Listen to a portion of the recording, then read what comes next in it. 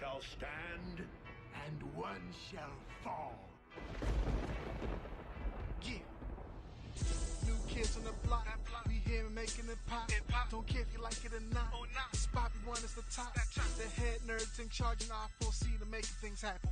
If you think you heard what you thought you heard, go ahead and play that thing backwards. Coming out the speakers in the car in the man cave. The mother bus is about to be knocked off the airwaves. So be very afraid. Better check your gameplay. Sitting on all that and finna take away your fan base. The stage is set. Better put respect up on our name. What you get right now, you get it later. A consistent game, a steady dosage. Once you started, you can't get enough. The people's chant ain't a topic we ain't finna touch. So bring your A game, cause the boys behind the mic finna do the same thing. One time for the one time, let it off like bang bang.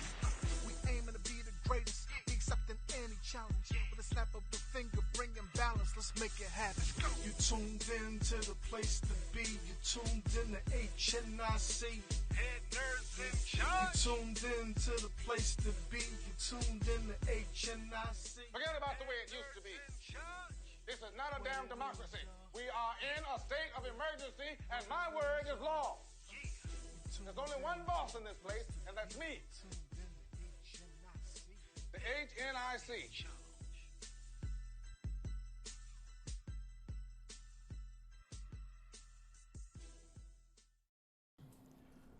What it do, y'all? We back and live again, Wednesdays, 8 to 10 p.m. You already know we about to get it popping. They got their mouths full of pizza. I'm the only one actually not eating for once. Yeah, yo. My inner Philadelphian was about to grind you up just now. Because I knew the preface. Listen, I was married long enough to know how you navigate those kind of landmines. You got to be like, you doing wrong, but I normally do wrong. Oh, okay. Yeah, you seem to have it down pat. Yeah. I had the skills. I saw the way y'all rose up. Y'all was about to revolt. I know I'm outnumbered. Why y'all make the same humming sound? Is that like a black woman Negro spiritual that y'all naturally have ingrained in your DNA? They was both like, The ancestors is up there like, you lying, girl. Yeah, exactly. See, this is some same ancestors that give them their intuition when you cheating. I need Nana to go ahead on and tend to master. I don't want no problems. Is the pizza good? Yes, it's just delicious. I see it. Well, either way, you know what else is delicious? It's King Kurt live on the mic once again, coming tastily to your box. What? I mean, yeah.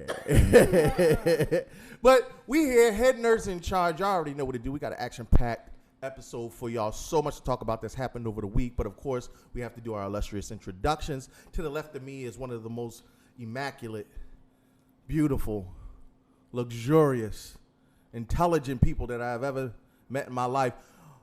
Our guy, Don the Magic Wine, on the wheels of steel. Magic Don the Wine. That's Hi, Sassy. How you doing? First of all, it's Joe Sassy when I'm here. Hey, everybody. I'm sporting a natural look today because Sassy wasn't feeling it this morning when she woke up because she has those days too. So we had my cheetah print scarf and my little fabulous Black Panther necklace here. You I can't like see it that well, but yeah. Wakanda forever. Yes, I like it. That I won at Black Label Con. Is that what you won there? Yes, I did. All right, you look dope. You got a nice afro, bag lady Erykah Badu thing. Bag lady. Wow. What, bag lady? There's a song I did, Yeah, but it's just funny because you see. You ready? Y'all be ready to go at me. Yeah, That's we gotta be ready to go. The ancestors. Is that what y'all not gonna blame the ancestors all night? Yes. Is you? Oh yeah.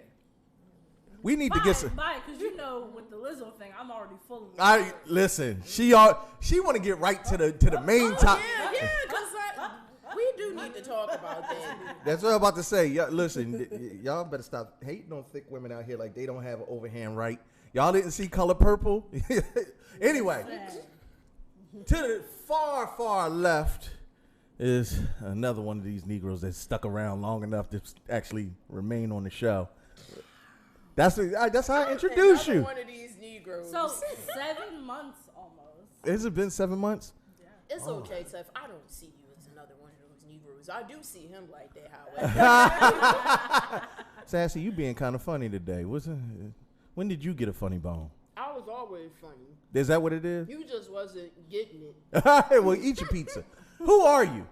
What's up, guys? At Teffy Wonder here, your wonderful mochinated mermaid. Mochinated. That. I like that word. I like that word. That's that. Did you just make that up on the fly? I did. Mochinated. Mochinated.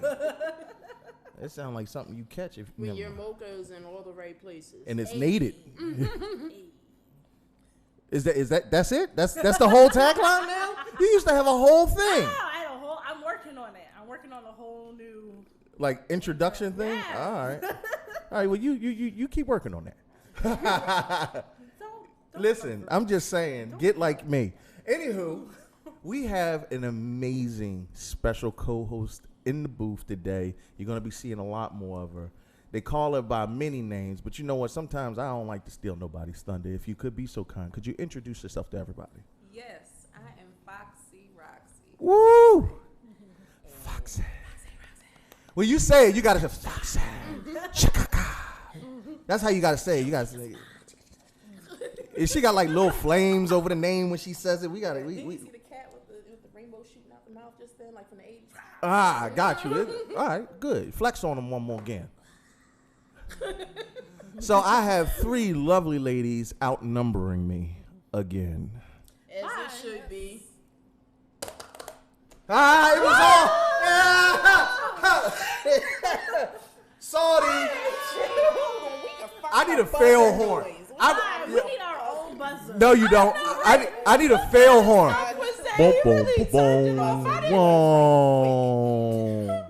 Yo, that was fail horn worthy. Thank you for making that mistake. I appreciate you so much, I'm Sassy. so mad on you. When have you ever turned that button off? Easily. I didn't even 'Cause know I knew you- had an off switch. Because I be finessing you. You just don't be knowing it. Whatever. Listen, big shout out to all y'all and all the support that you've given us. A lot of people have inquired about how to support us, and one of those awesome ways that you can support us is number 1 through our Patreon. Just look us up, Head Nerds in Charge. And also, we are affiliated with GJApparelStore.com. That's GJApparelStore.com.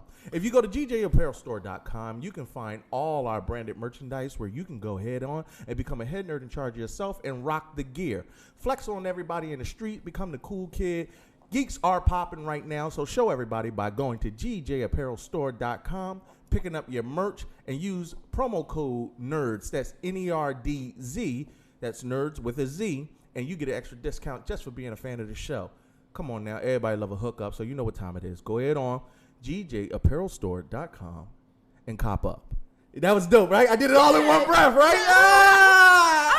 It's rewarding if you go and praise yourself. Oh, no, I do that all the time. Yeah, I definitely give myself my own accolades. Forget y'all. Yo. Yeah, I know. See how they do? See how they do? Button. But That's they- what we need. But guess what? When it's time to cut the check, they're going to be like, you know what, Kurt? You go ahead on and do that promo again. Well, don't act like we don't get up here and earn ours every week. Yo. Yes, Sassy does. Listen, we have a heck of a thing going on right now. We're on Facebook. I think we're almost to 3,000 people, 3,000 followers. I know that might not seem like a big thing to you, but it's a huge thing to us because we really built everything from the ground up. So I'm imploring you, the people, Geek Conda, to show some love and help us to get over that 3,000 hump by sharing this video Tell your friends about us. about me. That might scare them. Yeah, away. we might lose followers if they did that. Yeah, don't follow me. Nah, follow your mom. Anywho, definitely go online, hit that share button.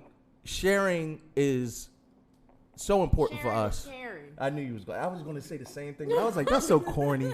Like, who says that? Sharing is caring. Sassy says that all the time. Yeah, you do. Yeah. Yeah. 'Cause So, I'm corny. no, you're not corny. I think you're kind of cool. Like, you got your little bag lady hat on. It's good. You got like a Lucille Ball, Eartha Kitt, Florida Evans thing going on. Don't put that. That's how I feel internally way right now no. with these finances and stuff, and that's where y'all come in with that Patreon, so you can save me. You know what?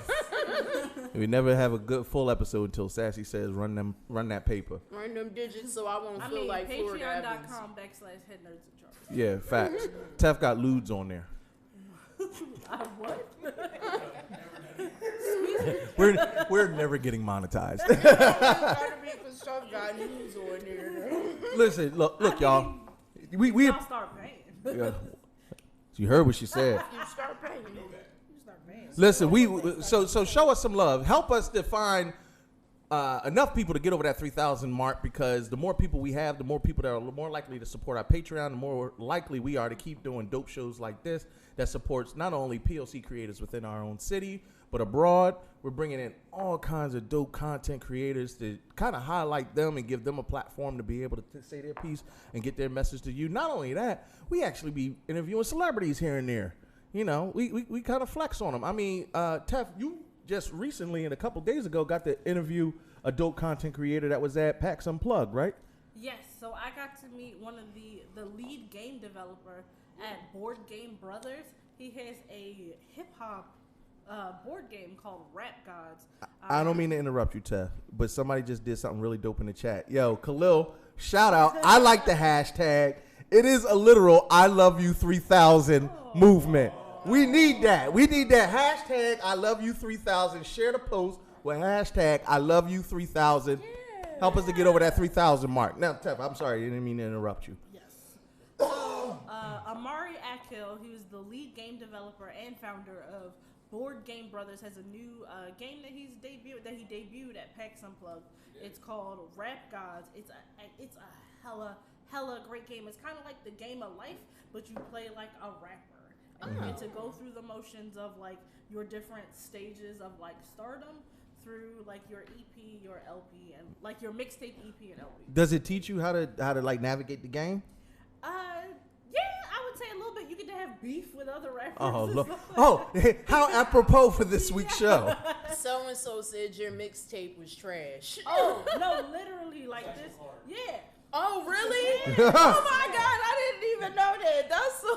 Yeah, go to I gotta jail. play this. Go to jail. Why did? For more cred, more street cred. You know what? Yeah. Now see. Now going to jail is a good thing. Well, no. Going to jail is a good thing if you don't snitch. Takashi. You gonna put him on blast. Be like Bobby Shmurda. Homeboy back on blast. They probably forgot. He did shout us out at PAX and told people where I was at the booth so they can check out Head Nerds in Charge. Dope. So the black cosplayers came through and they shouted us out and gave us some love. They didn't even know you guys existed, but then when they saw the page, oh my God, Head Nerds, this is it. Dope. That was a big jump. Listen. That's And PAX Unplugged is basically one of the biggest gaming conventions that doesn't involve video games. It's role playing and board games. And who won the Uno tournament? They said one chick got under Mark, man. Mark is almost there, man. Wait, Mark almost won? Mark made it to the final round. Last table. He made Mark made it to the final round of Uno. Yeah. Almost, you almost got it, yo. We told him, we was like, you gotta do it for the culture. Yo, you definitely. Mark, listen, my cousin Mark might be a goofball and he has a turtle tank head with that sweater that he wears every week. But let me tell you something. He is beyond skilled at games that nobody cares about. And You said that nobody cares Like, about. What? We came through my table. We played some Marvel. We really enjoyed Marvel Crisis Protocol. Dope. It's all going, you know. So Mark, shout out to you and your Uno playing skills. Just remember all that cheating you did when we was young finally paid off. It was strict like Uno rules. Like, You couldn't stack? You couldn't no stacksy? Wait a minute, no, there ain't nobody want to play like that. Nah. He somehow made it. Yeah, somehow a black man that's made it how with no I learned stacksies. That's how I learned to play was Uno cards. No one loved you as a child. That's why. No, I was never like that, Dad. Yo, first off, if you in the chat, the official rules say that apparently you can't stack a draw 2 on a draw 4. Stack any of the cards. Do y'all play like that? Do y'all really play like that? Like in the chat, let me know if y'all stack draw 2s on draw 4s. Because as far as I'm concerned, I wait for the color to be called, and if it's the right color, you throw them all out. Yo, no, You said all these extra stacks, like you have extra extra decks. Like you just buy more decks of them and make one big mega deck, and that's how Yeah, you do play. right. Yes. Because you shouldn't have like one 20 deck. Yeah, was that draw fours in there? Exactly. It's supposed to be an man. ignorant amount of cards. That sounds dangerous. No, Yes, I it is. hate it. It's I fun. hate it. I hate it when they do like that all stack nonsense because Nonsense. you go. That's the culture. The game is over too fast. No, it's not. Yes. Oh no. If you color and number stack. No, but well, hold on. A single hand. First of all, color stack's stupid. Nobody's putting down all of one color. That makes it. But number stacks always count because reverses, skips, and all that. Ain't nothing like skip you, reverse back to me, reverse back to you, skip you, draw for it, uno out. Look. I hate board games for all of these reasons. It's a card game that's not the same as a board game. All of them suck. Board games, card games, all of those things. No, the suck. card game. I'm Hold not on. playing them. Spades has been the staple in black I functions. don't know I don't nothing know how to about play that. Me neither, and I don't want to know know. So all about I haven't. Wait, hold on, Tef. I haven't. I'm sorry. Did you mumble that? I thought I heard you mumble that. No, what- Don't. We're not gonna shut it. Don't. No. Oh, I am all the way going to shun you. Did you just say you? Black. I know I am. Wait.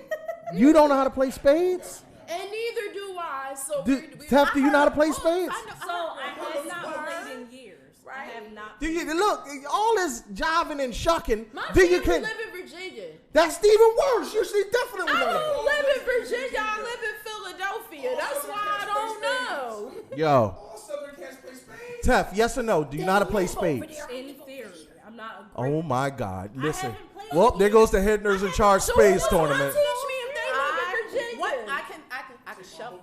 You can shuffle. Like I could shuffle. Cupid shuffle. Hey. You know what? I'm done with all. Yeah, fine. That's How? Who?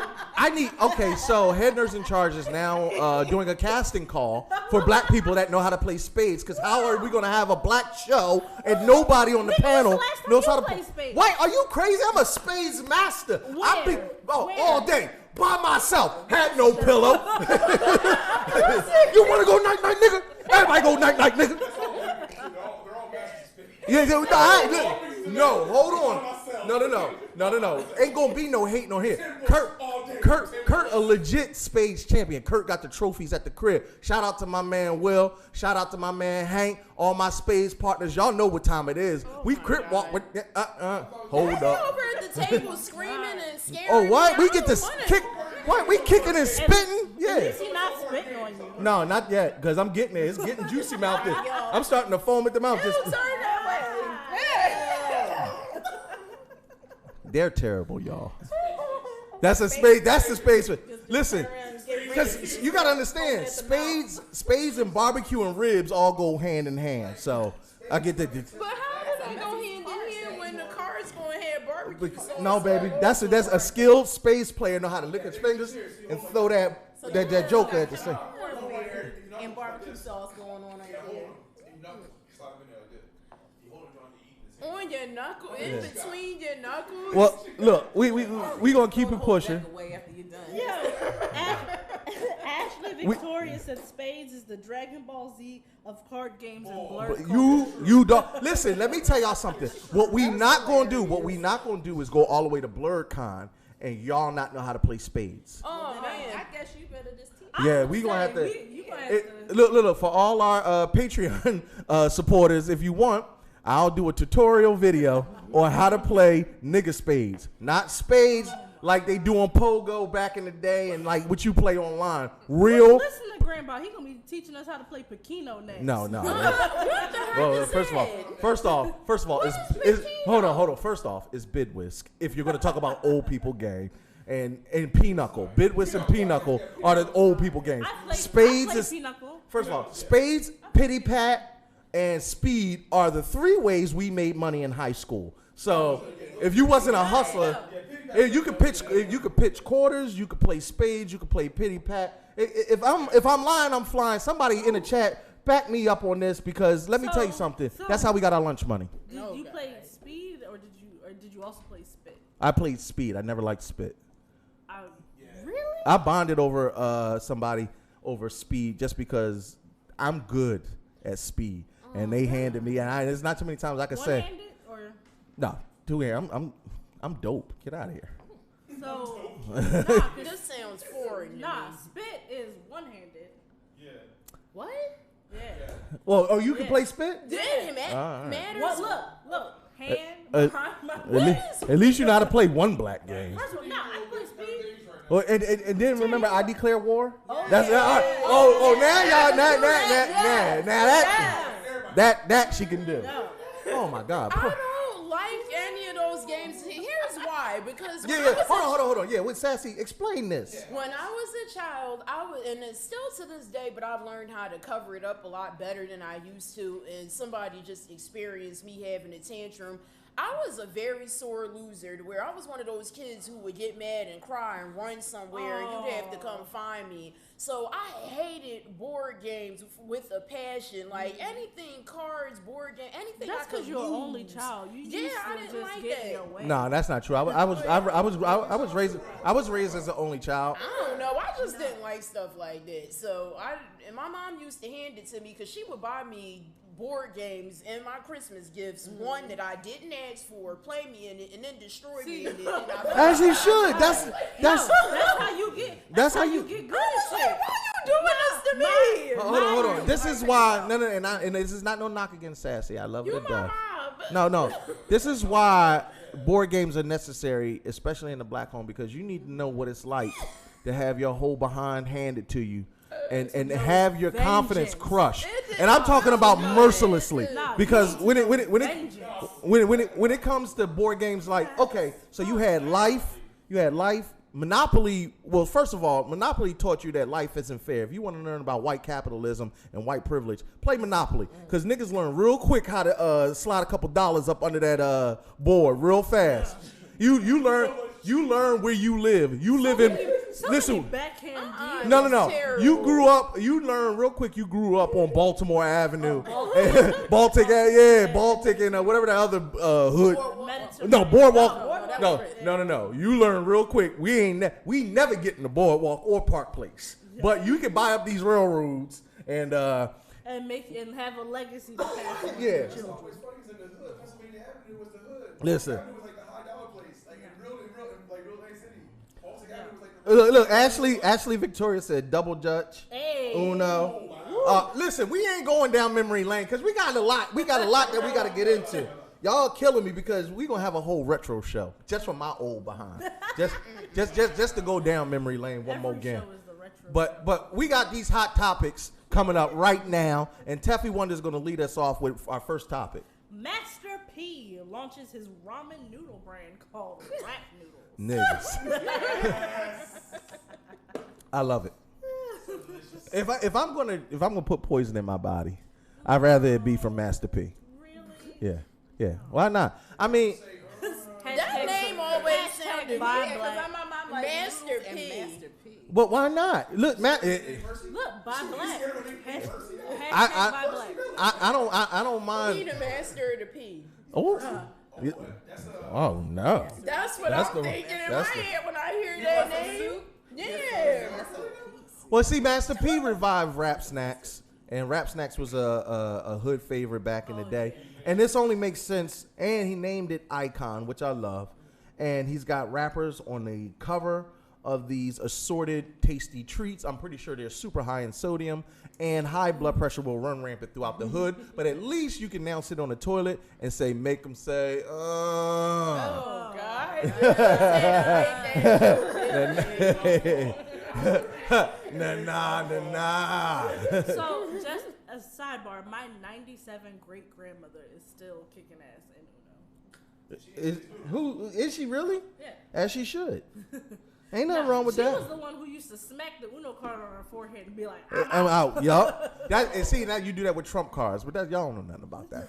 Listen, I'm actually going to try to procure us. So we might have to do a taste test episode of Master P's Icon. Master P, all I know is Top Ramen been kicking butt for years, and now if we, yeah.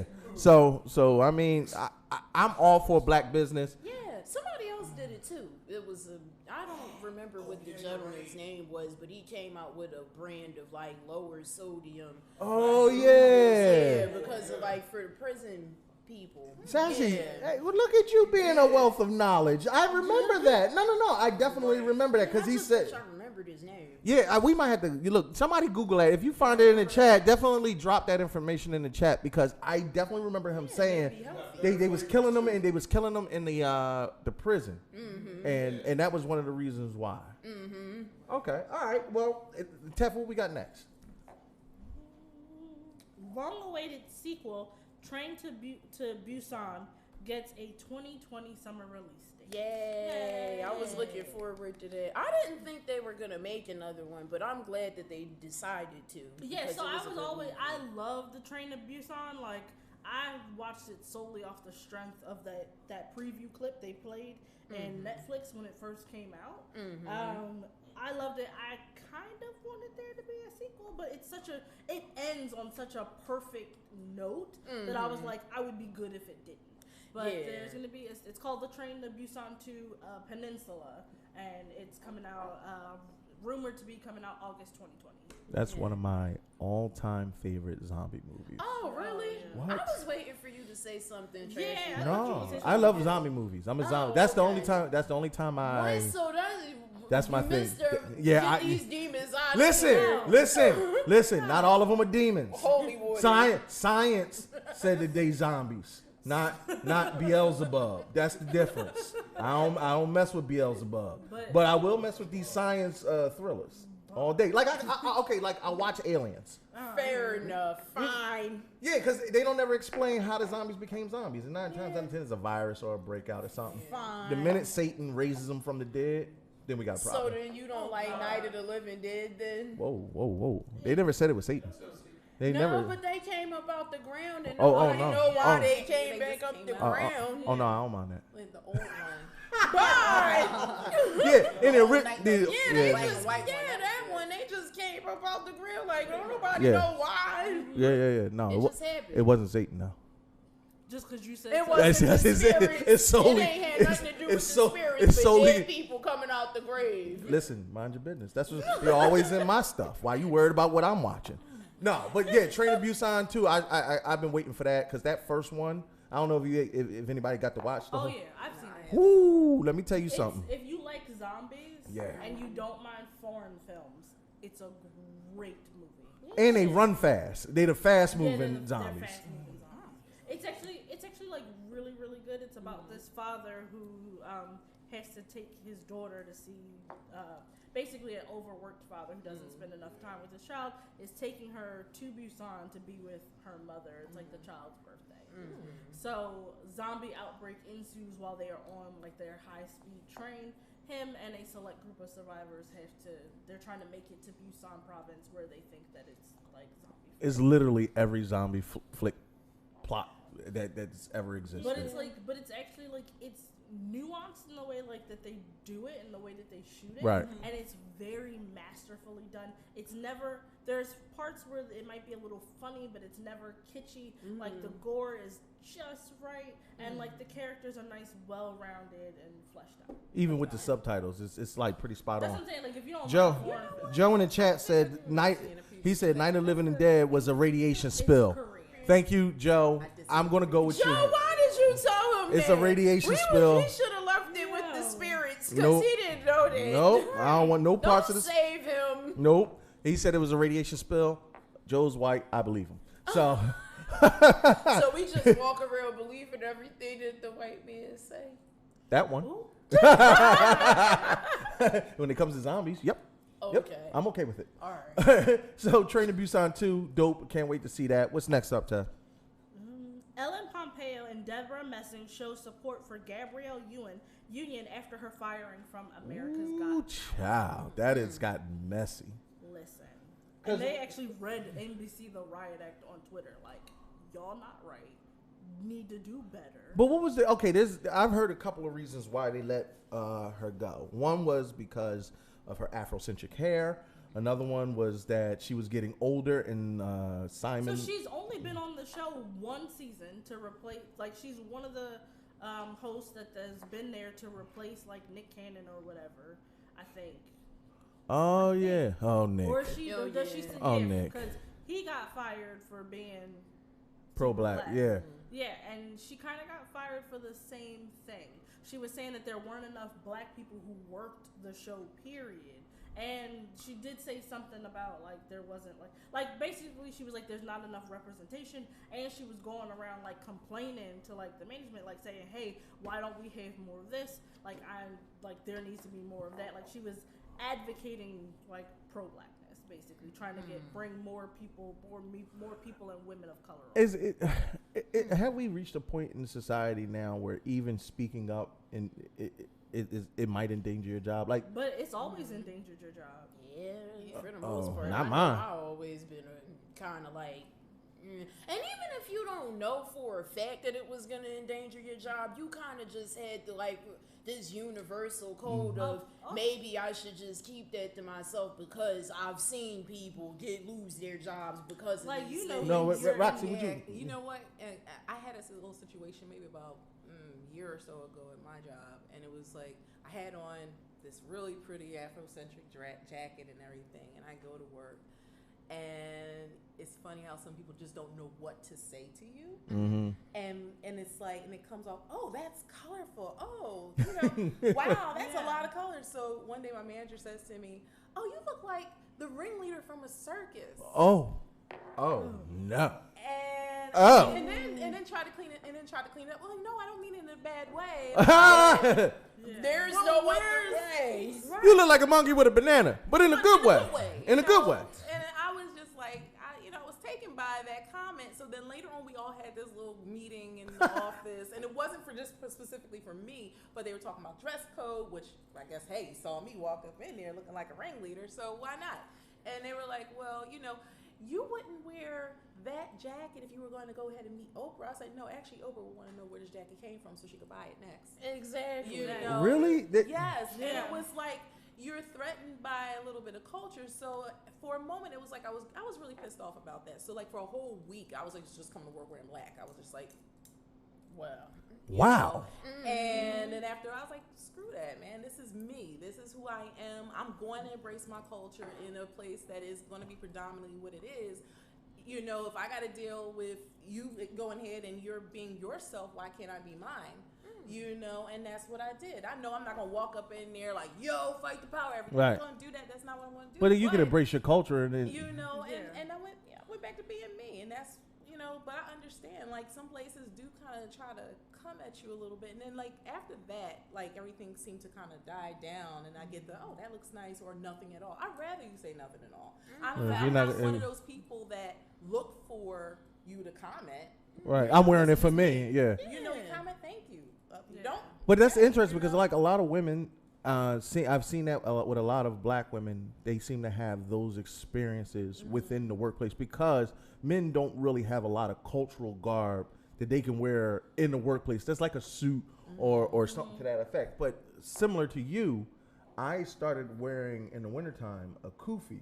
Now, a lot of people associate a kufi with Islam, when in actuality it's an African head garb and it's supposed to signify either an elder or wisdom. And it's mad comfortable, and I'm bald headed. It wasn't that deep. But I started rocking it at the job, and I noticed a stark difference in how everybody approached me. And it was like a standoffishness, like, what's going on with Kurt? And I'm like, what do you mean what's going on? I'm bald headed.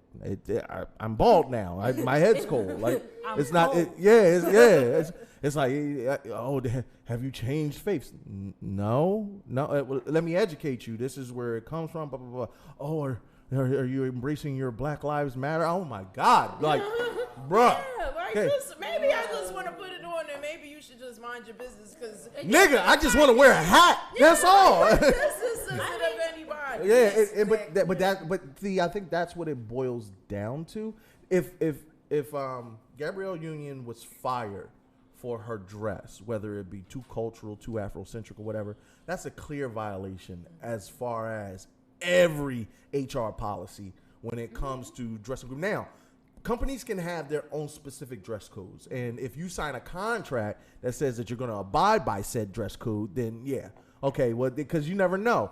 I know there's show dancers in Vegas that they have it in the contract. You can't be over X amount of weight, and they'll weigh you. Oh, yeah. Oh, but I mean, yeah, Right. you're saying if it's in the contract. There's actually yeah. U-Haul has that policy. U-Haul. My brother works for U-Haul. Oh, I guess I shouldn't have said that. Sorry if you lose your job. U-Haul has a policy that if you are over a certain weight, according to their policy, they dock you $60 to go towards paying towards your health benefits because you become more of a liability to their health insurance. Oh wow. Yeah. What?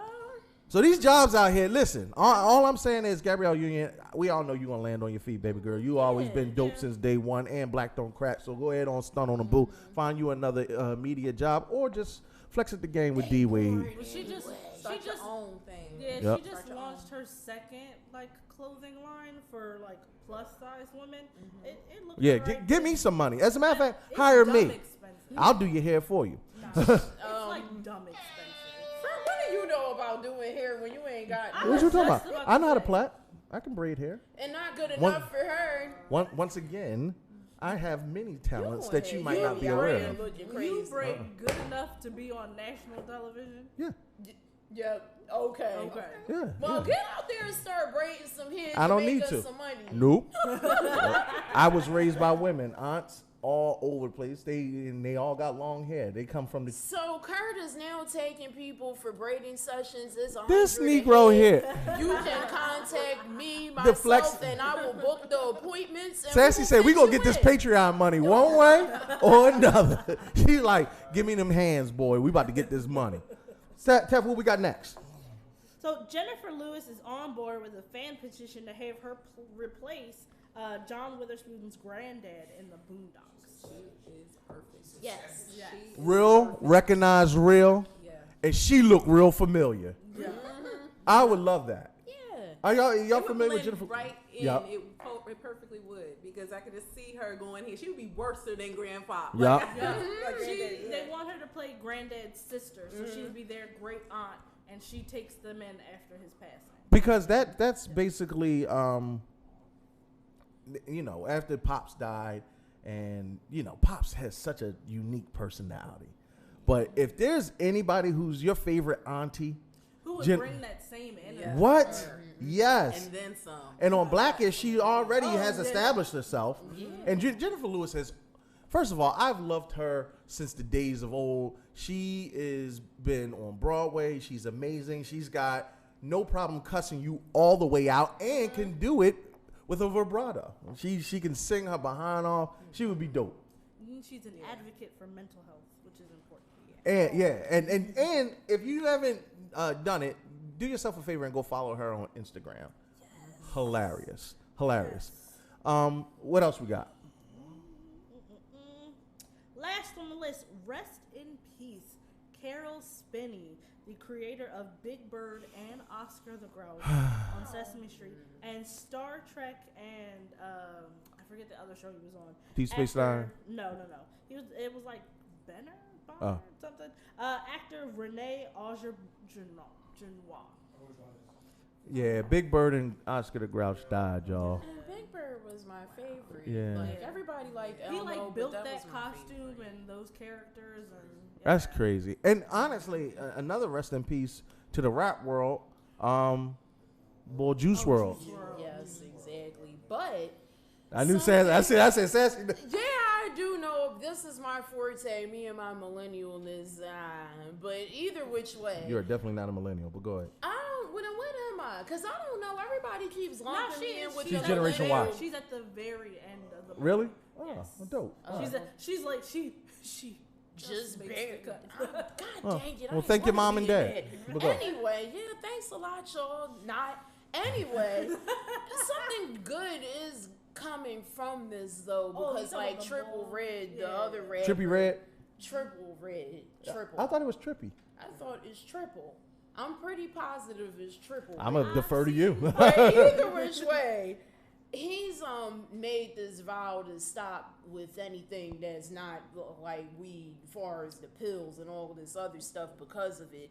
And people are like making a joke about it, being like, "Oh, he's not gonna really do it." But no, first of all, even if he doesn't do it, the fact that he put it out there is good enough, because it's starting a movement for other people to be look at this and be like, "Hey, maybe I should stop too."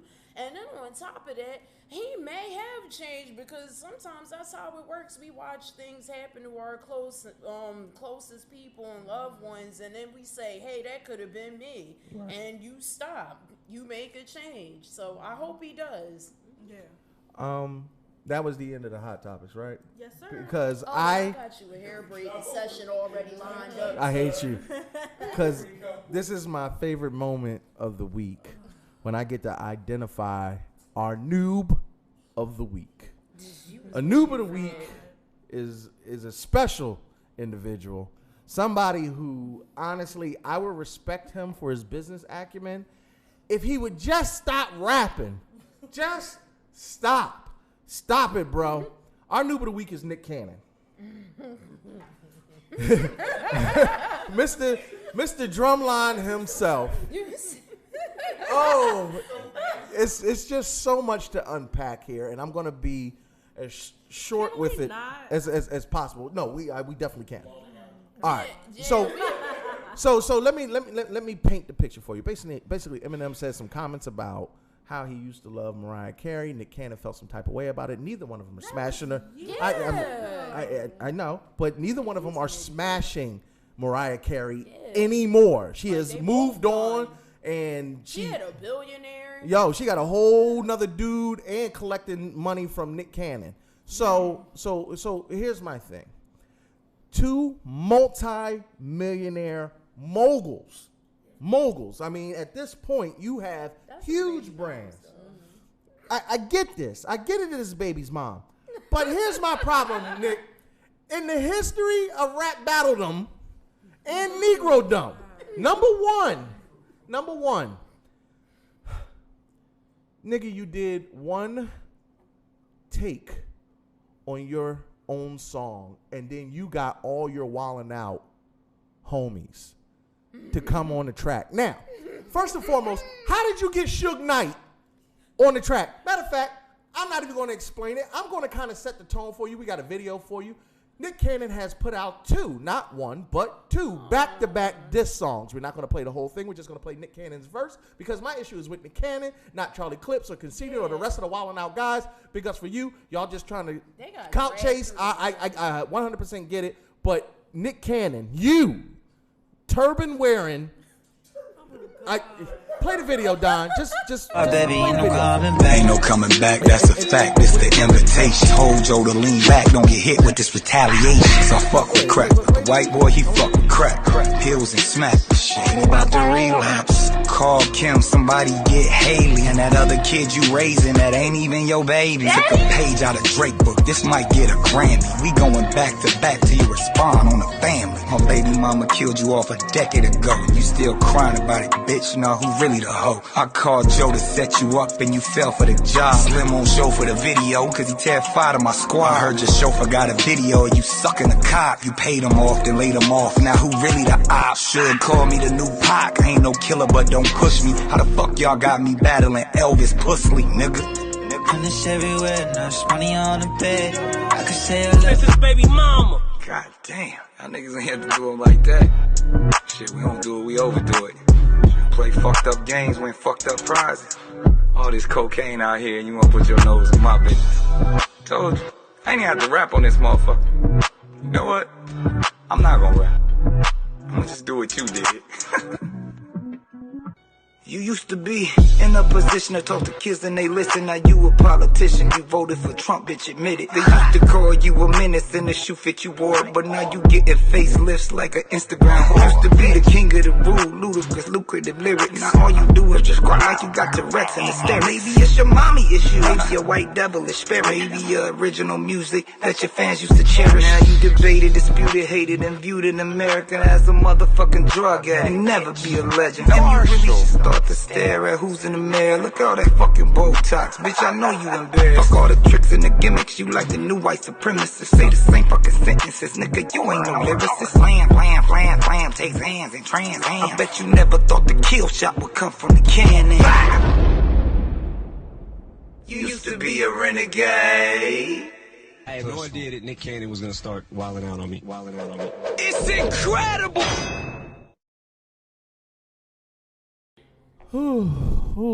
Lord. Why? And we were talking while the video was playing. Tef, what'd you say? It looked like he asked them after a show just to stick around. He was like, all right, so that was a wrap. Good episode, you guys. But hey, stick around. I just want to do something real quick. Oh, sure, Nick. What are we gonna do? We're gonna just go in the booth. Come on. Who we going after? Eminem. What? Oh. They was like, I don't know, Nick. I sign your checks. Exactly. Yeah. F that white nigga. F you, whitey. You voted for Trump. Oh my God. There's and I'm not going to be long-winded with Nick Cannon because I genuinely respect him as a businessman. Yo, he's an advocate for like child actors. He does all this really great work. One of the hardest working individuals in showbiz. Nigga, what the fuck was you thinking? Yeah, that's what we want to know. Like, I didn't even put him on the hot topics because I was like, this to me is a non-issue unless Eminem responds. So now this is this is where it's going to get interesting because here's the problem. A bunch of no names as far as Eminem is concerned basically came at him, with the exception of Nick Cannon, who's essentially not relevant in the hip hop world now. But he might just do.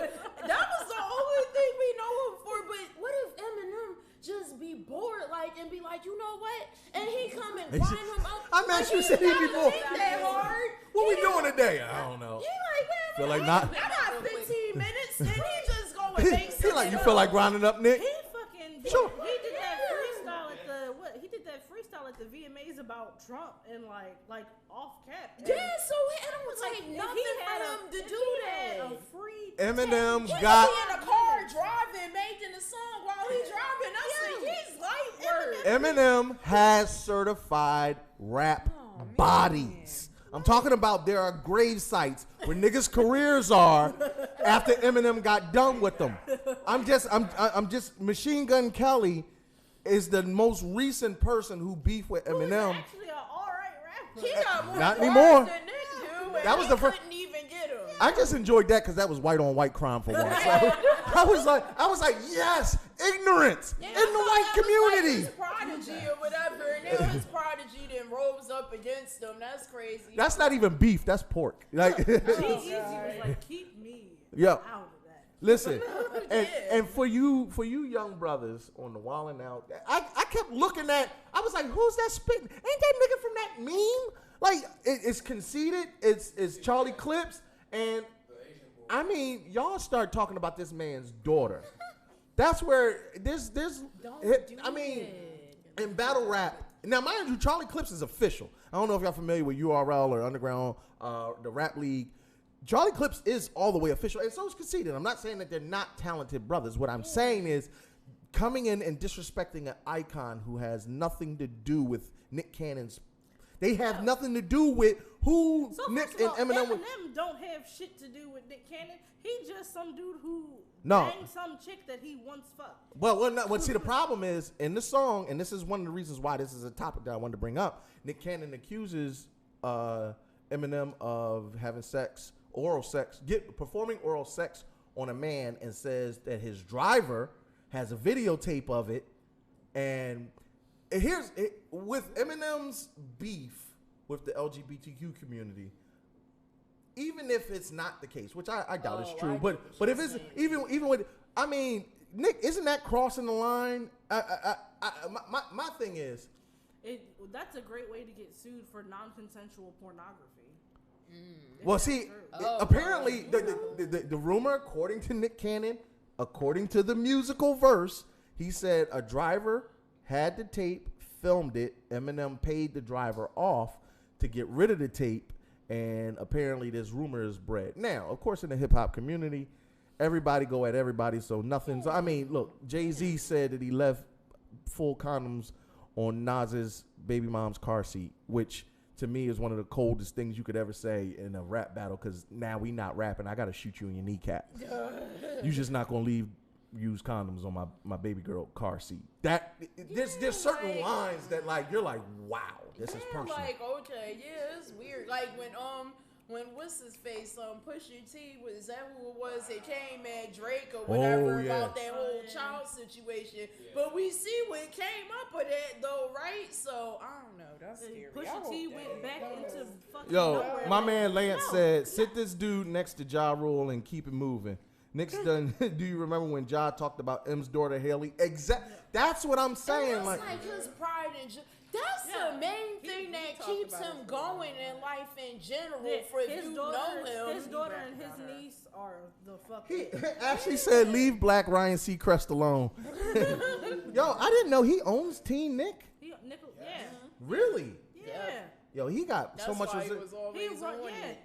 Listen, Nick Cannon, you are definitely our noob of the week, unless you pick our show up and then we like you. Listen, you pick our show up, I'll spit a couple bars at him. I don't know about all that. First of all, that man has been my childhood crush. Eminem? Yeah, I used to be obsessed with that man. I had his pictures on my wall and everything. So I want to stay on his good side if I get in the famous world, because I want to be friends. I want to be cool with him. But that ain't going to happen. But Eminem wouldn't How cool you try to be, Sassy? Eminem wouldn't even validate your rap with a fucking response. Yes, he would. Yes, he would. I'm coming at everybody. Haley. I'm coming at his mama. I'm coming at, if it means getting that sign, I'm willing to do whatever. I don't think he cares if you talk about his mama, though. Yeah, his mom's trash. He talk about his mama. I don't know. I don't think he did. I think some of it probably was valid from the way it seemed like his life went, but I don't know because I ain't lived with him, but. Well, listen, Nick Cannon, do better. You're a multimillionaire. I'm pretty sure there's something that you can do with your time to make whack videos. Number one, both songs the first song had a decent hook, but all the rapping that you performed was trash, and even Charlie Clips was a little underwhelming in my opinion.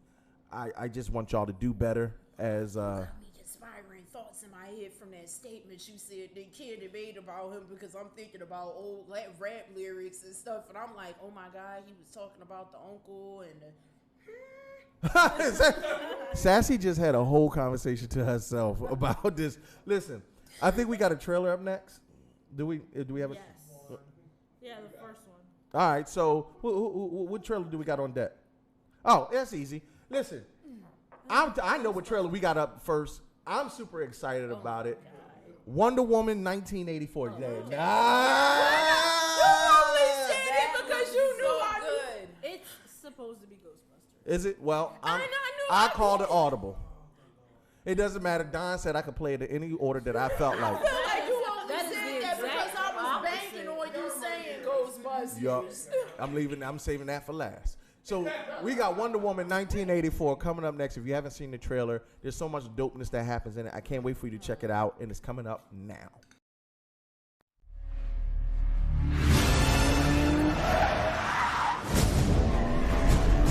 Why would I betray you? We all have our secrets. You just didn't get to yours yet.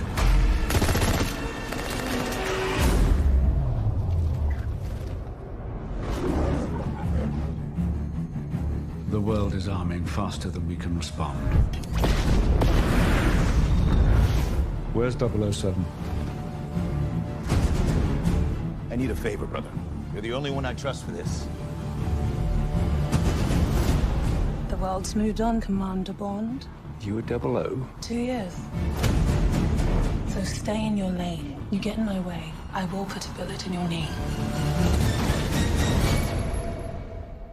The one that works. I thought you two would get along. Name? Bond. James Bond. So you're not dead? Hello, Q. I've missed you. It's the most valuable asset this country has. If you feel yourself losing control, I'm not going to lose control. James, you gave up everything for her.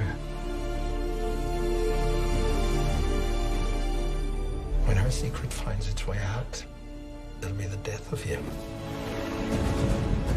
What is it? You don't know what this is? James Bond. License to Kill. History of violence. I could be speaking to my own reflection. Only your skills die with your body. Mine will survive long after I'm gone. History isn't kind to men who play God.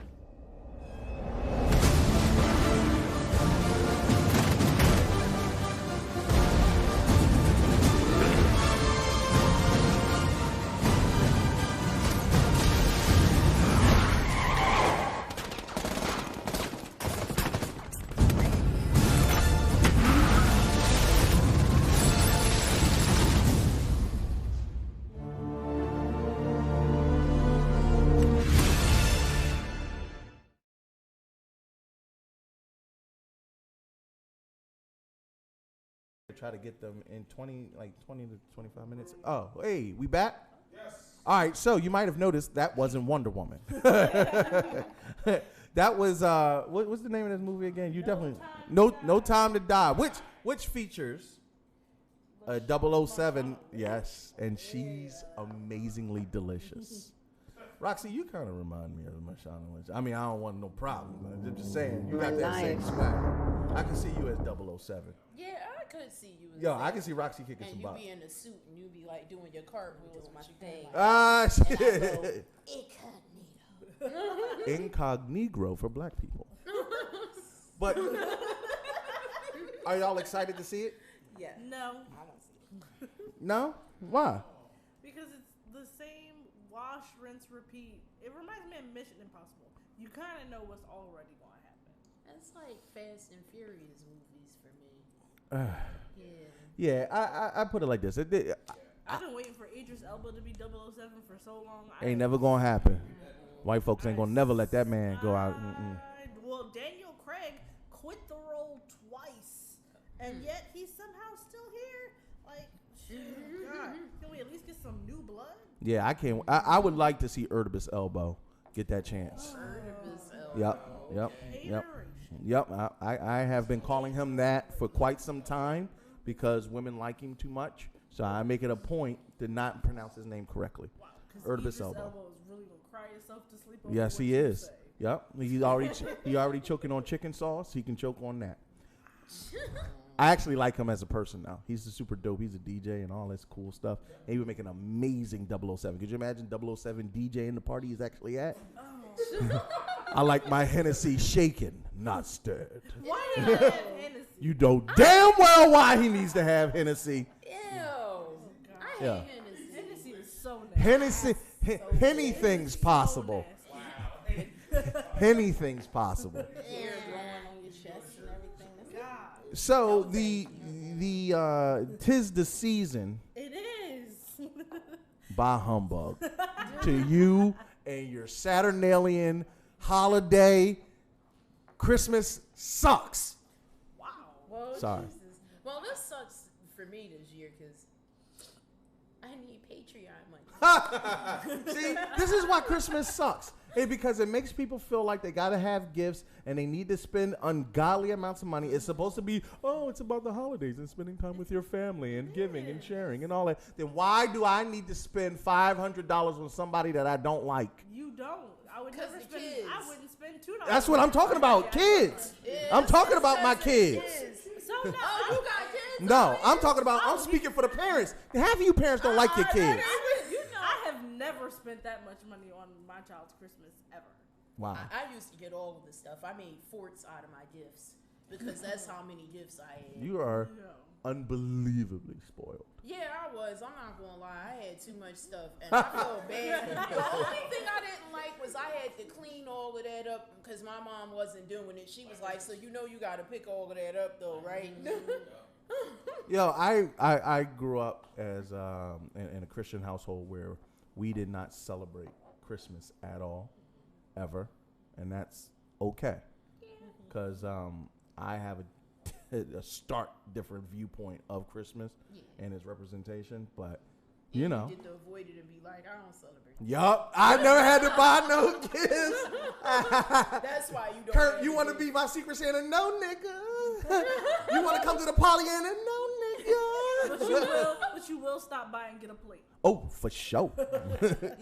After Christmas. No plate. Give it to me after Christmas. Okay, fine. I think one of the things I don't like about Christmas is like when you have children, it's like they expect the gift, you know, versus it's something like, oh, it's just the 13th of May. Here's something, and they're more surprised because it's something not planned. But when Christmas comes, it's like they even come with a shopping list, like, and it's like, okay, well, you know, here you go, and oh yeah, and then next thing you know, it's broke somewhere, and I want another one, and it's like the appreciativeness is like, what kind of spoiled, ungrateful childhoods did y'all have? You know, and so it's like Sassy's childhood. I still was getting toys even after Christmas. That is not. I feel like it just needs to be something where it's like you could just surprise your kid at any time, you know. But Christmas is like here, you know, and then it's like your kid is like, all right, yay, thanks. You ain't getting me my iPad 20. This is not the one I wanted, you know. Christmas is overrated. I'm not putting up a tree. There will be no tree in Sassy's house, so don't. Y'all a bunch of I would love to educate you on the pagan origins of the evergreen tree. First of all, you can keep that rent for them because I already know. All right, listen.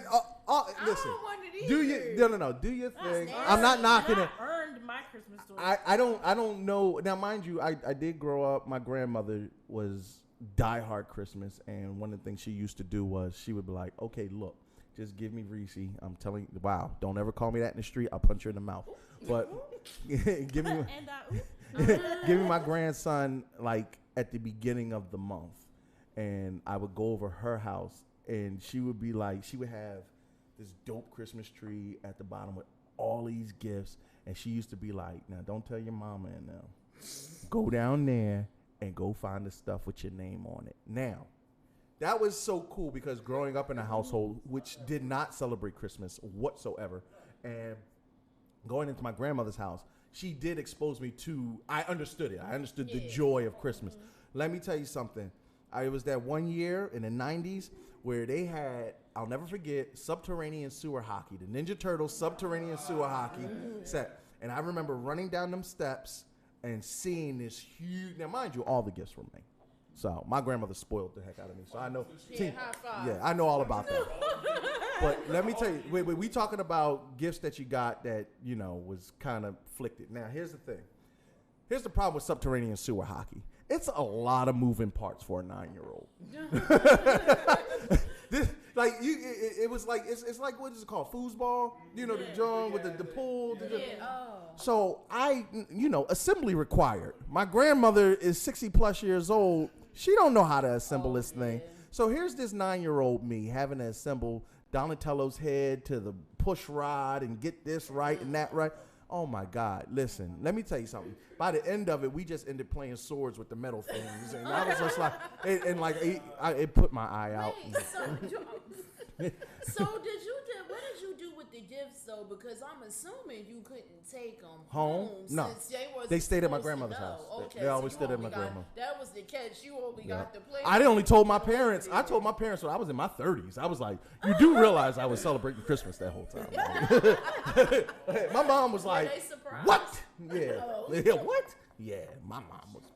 Oh, she was. So hot. They never had because I was thinking maybe they might have had an inkling, like a little inkling, and maybe it might have been. No, my grandmother was a master finesser. That's where I learned how to talk fast and get my hustle on because my grandmother was. She knew what to say. She was very good at it. Oh, and she used to play up to it. She was like, "Look, I know I'm not going to have him for Christmas. At the minimum, you can let me spend time with my grandchild." We gotta give grandma her grandbaby. Here you go. Listen, grandma used to pick me up in the Cadillac. She's like, I got one in the back seat for you. What about you, Tef? So I had siblings. Unfortunately. I had siblings, so no, I didn't get everything that I asked for. Like, I got most of what I asked for, to be honest. And we didn't grow up thinking that Santa brought all the presents. Yeah, Santa me brought neither. a small present. Everything else came because my mother and father sacrificed and paid for those. Anything that my mother or father could not afford, my grandparents, aunts and uncles would like fill in. And Christmas was actually like really cool for me personally because my birthday, which is a month later, I never really got to celebrate, and I wouldn't really get any gifts for my birthday because being a winter baby, it always snows around my birthday. So people would show up in the summertime for my brother and sister who are twins. And the fact that they liked them. Wow. That's what you do. No, I met your sister. I totally agree with you. So they would show up in like June and be like, here's your gift from like January. Thanks. This would have been awesome. Ashley Victoria said asking for that one expensive gift was a highlight. Yeah. Yeah. So getting that, I'll never forget. One of my favorite Christmases, I was 12 or about to be 12, and I got the quintessential middle school kid. I got the big stereo with the 2 big speakers. It had a CD player and a tape Radio deck. Rashida. Yeah. It had a CD player and a tape deck. I got my very first CD to go with it, with a CD book that both of which I still have. Alicia Keys' songs in A minor. What? Oh, that's well, dope. geez. What about you, Roxy? Did you have any how did I say, pagan ritual gifts afforded to you? I got checks. Listen, those are adult great gifts. Yeah, I didn't start getting those until I got like older. Then I got checks. Gift cards. Yo, gift cards. The little cash in the mail. I think I was about to say that was one of the last years where I actually got real gifts. Yeah. After that, it was like, you asked for an iPod, that was it. Listen, like, I started getting the expense. That was like my last year that I got toys. I don't accept no Christmas gift, but I accept Christmas cash every time. Christmas cash.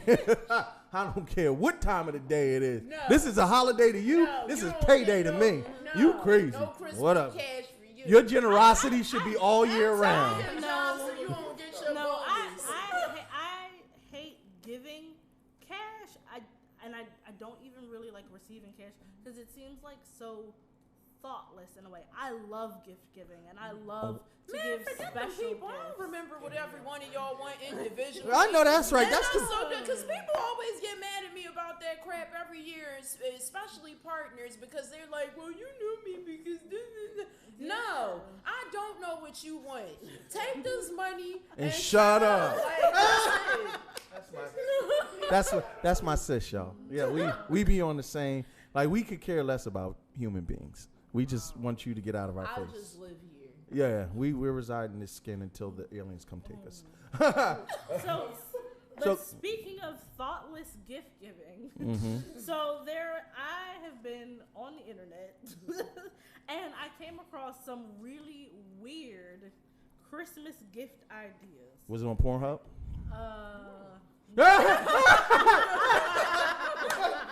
Roxy was like, that's the gift that keeps on giving. So I want you guys to rank these 1 to 3 from most likely to give or receive, and to least likely. A testicle jacuzzi. The Balkuzzi? Yes, the Balkuzzi. I'm not. I said it on my stat, but I'll say it again. I'm not saying I want that gift, but if I get it, it will not go to waste. You're just gonna cook all your little sperm. No, I'm not gonna. I'm gonna set it on low and let it simmer. I just want to dip my balls in one. That's not a crock pot. No. What? And I was going. No dipping any genitals. No genitalia dipping. Well, wait. First off. If for men and women, y'all are very well versed. And it's the 3 of you. I'm pretty sure you've had vaginas long enough to know that they need to be properly cleaned. Yes. Same thing for men. This is why men have. No. Seriously, because too many of you gamer balls are sitting up in there playing video games, leaving your taint stink on the chair when you get up from it. If you could properly get inside the taint and get under your ball sacks and get they ball sacks because you got to get the duck butter out between the crease. You get and a ball washer, I think, in my opinion, would probably get the duck. At least it'll melt the duck butter off. I think I vomited a little. I don't know if I want to. Now my mind is thinking like, but shouldn't you wash your butt too? Yeah, well, doesn't that sweat? And right. Then it go down there in the ball. But you gotta understand something. The balls. Look, you gotta understand when we walk, the balls clap against the tank. That's the problem. It claps against the tank. You should wash your butt first. That way you get all the stuff that's up there, so don't go into your ball water. Listen, anything that advocates for clean balls, I'm always with it. And I just don't want to clean the ball cleaner. Does it come with ball soap? Yeah, does it come with its own assorted ball soap? Bubbles in there. No. So it's like from what I read, it's like one of those foot jacuzzis that you have at home. That would tickle my balls. You add your own warm water to it, and you turn it on, and it makes the bubbles. I got a visual. Check it out. For those ladies that got their feet done, right? I love it. You put your feet in the little jacuzzi in there, and it got the little light. Like you do your little light. You do your little stroke, like a little light that be in there. Nah, but it's got a little cushion in there and for your balls boys. are soft, so yeah, it's kind of like molded around, so the skin will be. It's got a little molded cushion in there where you sit them in. Yo. Yo, Joe said he's gonna send me a wire brush. Let me tell you something. I got sensitive melanated skin. And I wash regularly. I ain't got nothing caked up. Wait. Khalil Robinson, I said I expected a titty post. Now we talking about the nutsack now? Well, this is a new change of pace. Hey, that's us. We diverse, baby. We'll start. Listen, we about to talk about finances after this. We just talked about balls and washing. You never know what you're going to get on the head nerds in charge. Yeah. So the next gift for the pet lover in your life is a cat DNA test being sold by Walmart. I could care less about my cat's DNA. DNA test? It's like 23andMe, but for your pussy.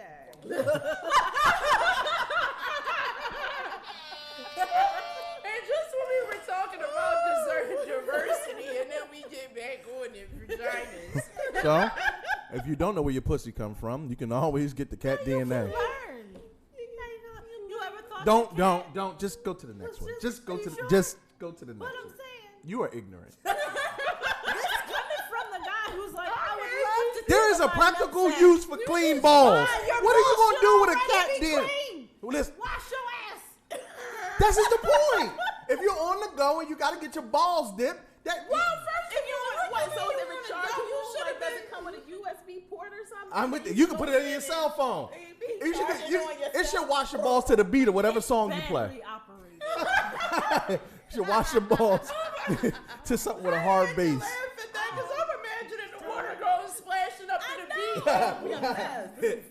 Tonight I want a girl, but tonight I bounce back. They have vibrators that in the do morning that. when the night bounce back.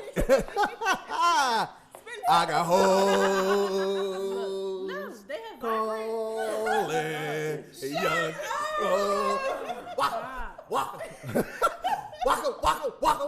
Waka, flame. Waka. No, I'm sorry. They have vibrators that do that. Oh, gosh. For what? They have vibrators where you plug it into like your iPod or your phone. I don't want that. I need a consistent pace. You know what? I'm going to shut up. I caught myself slipping. Marlene, if you still watching this, you didn't hear me say that. Dude, could you imagine a vibrator that pulsates this careless whisper? Careless whisper. All right. Y'all got me. I'm gonna be at work on the hot seat, Marlene, and pick the phone up and be like, "Sassy, what was that?" Well, if you on the hot seat and you had balls, you could wash them after. Oh my God! I'll do you one better. The guy who sits right across from me at work, Sean, is watching right now. So Dope. This is gonna be Sean, Tef has a vibrator that pulsates to her favorite top 40 hits. One of them being "I Got a Boat." I'm on a boat. I'm on a boat. And Dick in the Box. What's the next one? It's out of the box if I'm using it. Wow. What's next? Last on my list of utterly ridiculous gifts is a birthing stick, the birthing selfie stick for expectant mothers. If you, first off, if you can hold a selfie stick while exploding a human out of your vag, you have had way too many kids. It's like a pressure pipe with a foam thing in the middle. You put it between your knees. Wow.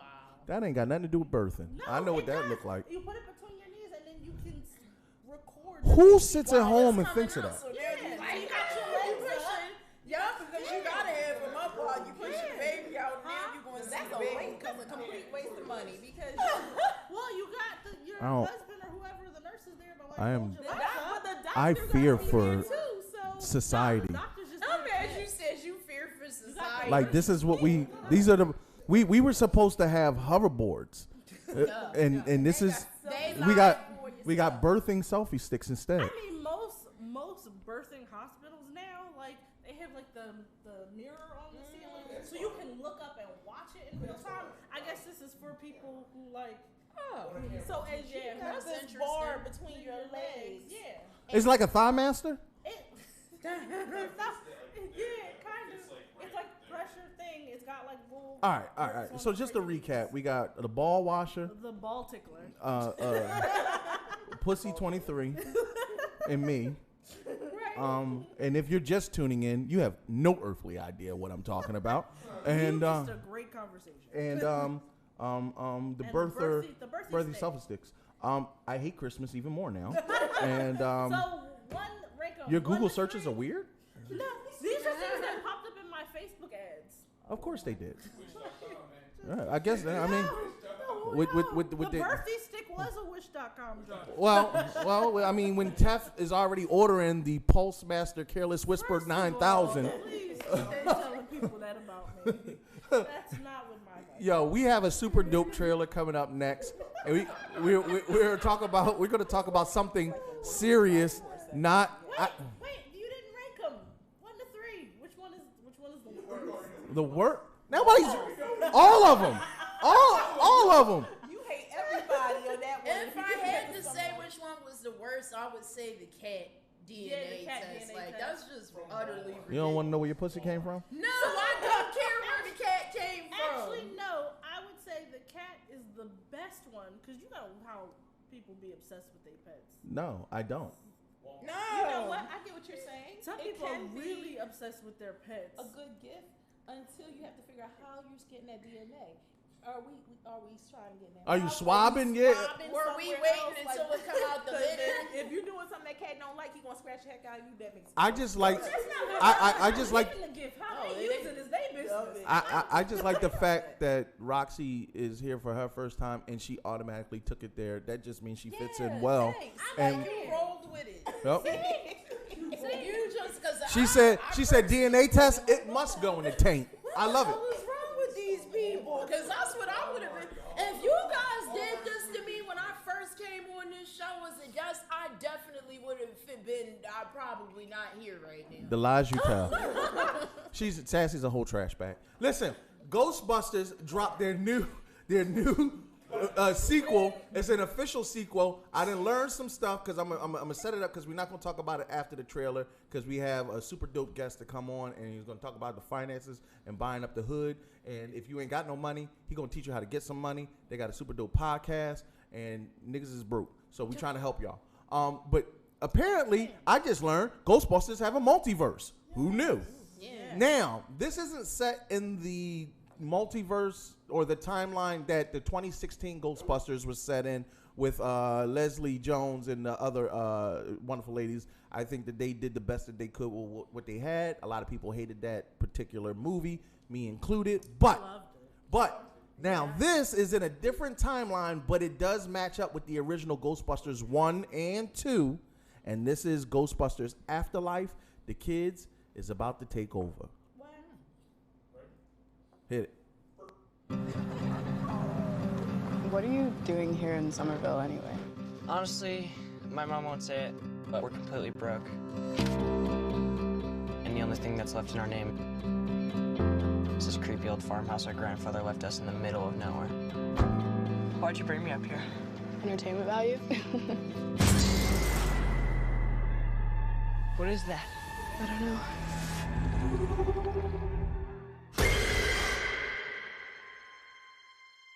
Somehow, a town that isn't anywhere near a tectonic plate, that has no fault lines, no fracking, no loud music even, is shaking on a daily basis. Under the dining table now! Hey, remember that one summer we died under a table? I found this in my living room. Whoa, killer replica. A replica of what? A ghost trap? There hasn't been a ghost sighting in 30 years. New York in the 80s, it's like The Walking Dead. Your dad never mentioned this to you? It's just my mom. My grandfather died. My mom says we're just here to pick through the rubble of his life. Wait a minute. Who are you?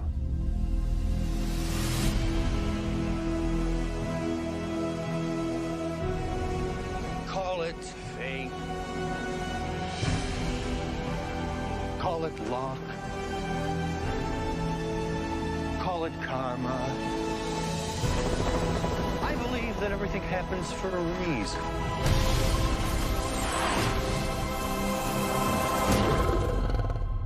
Come on, darling.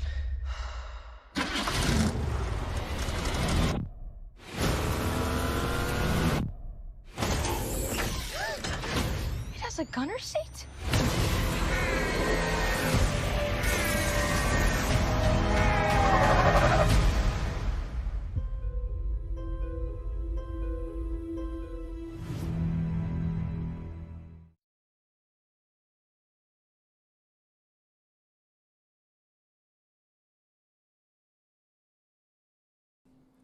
What it do, y'all? We back. Let me tell you something.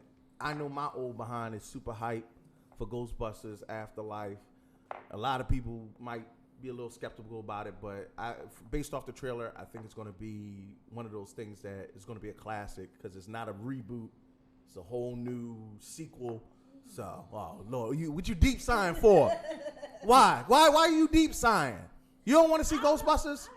She wanted to play Wendy, y'all. No. Yeah, you did. Yeah, you did. You don't even know. You what? Don't nobody care about Peter Pan. Oh my God! It looks like I said. I've been trying to bring a little bit of culture to our dick jokes. We just talked about pulsating vibrators and ball jacuzzis. God forbid I want to show a little art house like new. Yeah, because that fits well. Just something different. It's interesting. We're not doing this again, Roxy. After tank conversations, I'm pretty sure culture wasn't the first thing on our minds. But we do have finances. Before the ball. Oh, my God. That's why I put it there before the ball tickling, because I knew you was going to go there. Why is it? It wasn't ball. Wow. It wasn't. Whoa. You got it. They just came into the room. They was like, what kind of show? What kind of live feed are they on? This is not premium Snapchat. I promise you. It's the OnlyFans show? What's going on? Hey, listen, you donate to your Patreon. I'll get Taff to tickle some balls up in here. Taff, we need you to come off the bench. No, I'm just joking. Okay. We were supposed to be serious now. You supposed to be serious. All right, facts. Hey, what it do, y'all? We back and we got some super dope guests. These brothers right here are trying to make a change within our community by doing something that a lot of you need to be doing, which is buying up the hood. Everybody else, especially in Philadelphia, gentrification is real. And I remember when North Philly was North Philly. Now it's Northern Liberties and Fishtown right, yeah, exactly. And now all of a sudden I see white people jogging with their Dasher Hound Poodle mixes down Girard Avenue, going to get, shawarma. Yeah, and a latte and shawarma. But first of all, you wouldn't have a latte and shawarma I together. know. You'd be so sick. Yo, it's boo-boo worthy. But I am Did you just say boo-boo worthy? Yeah, that's definitely boo-boo worthy. Make you say,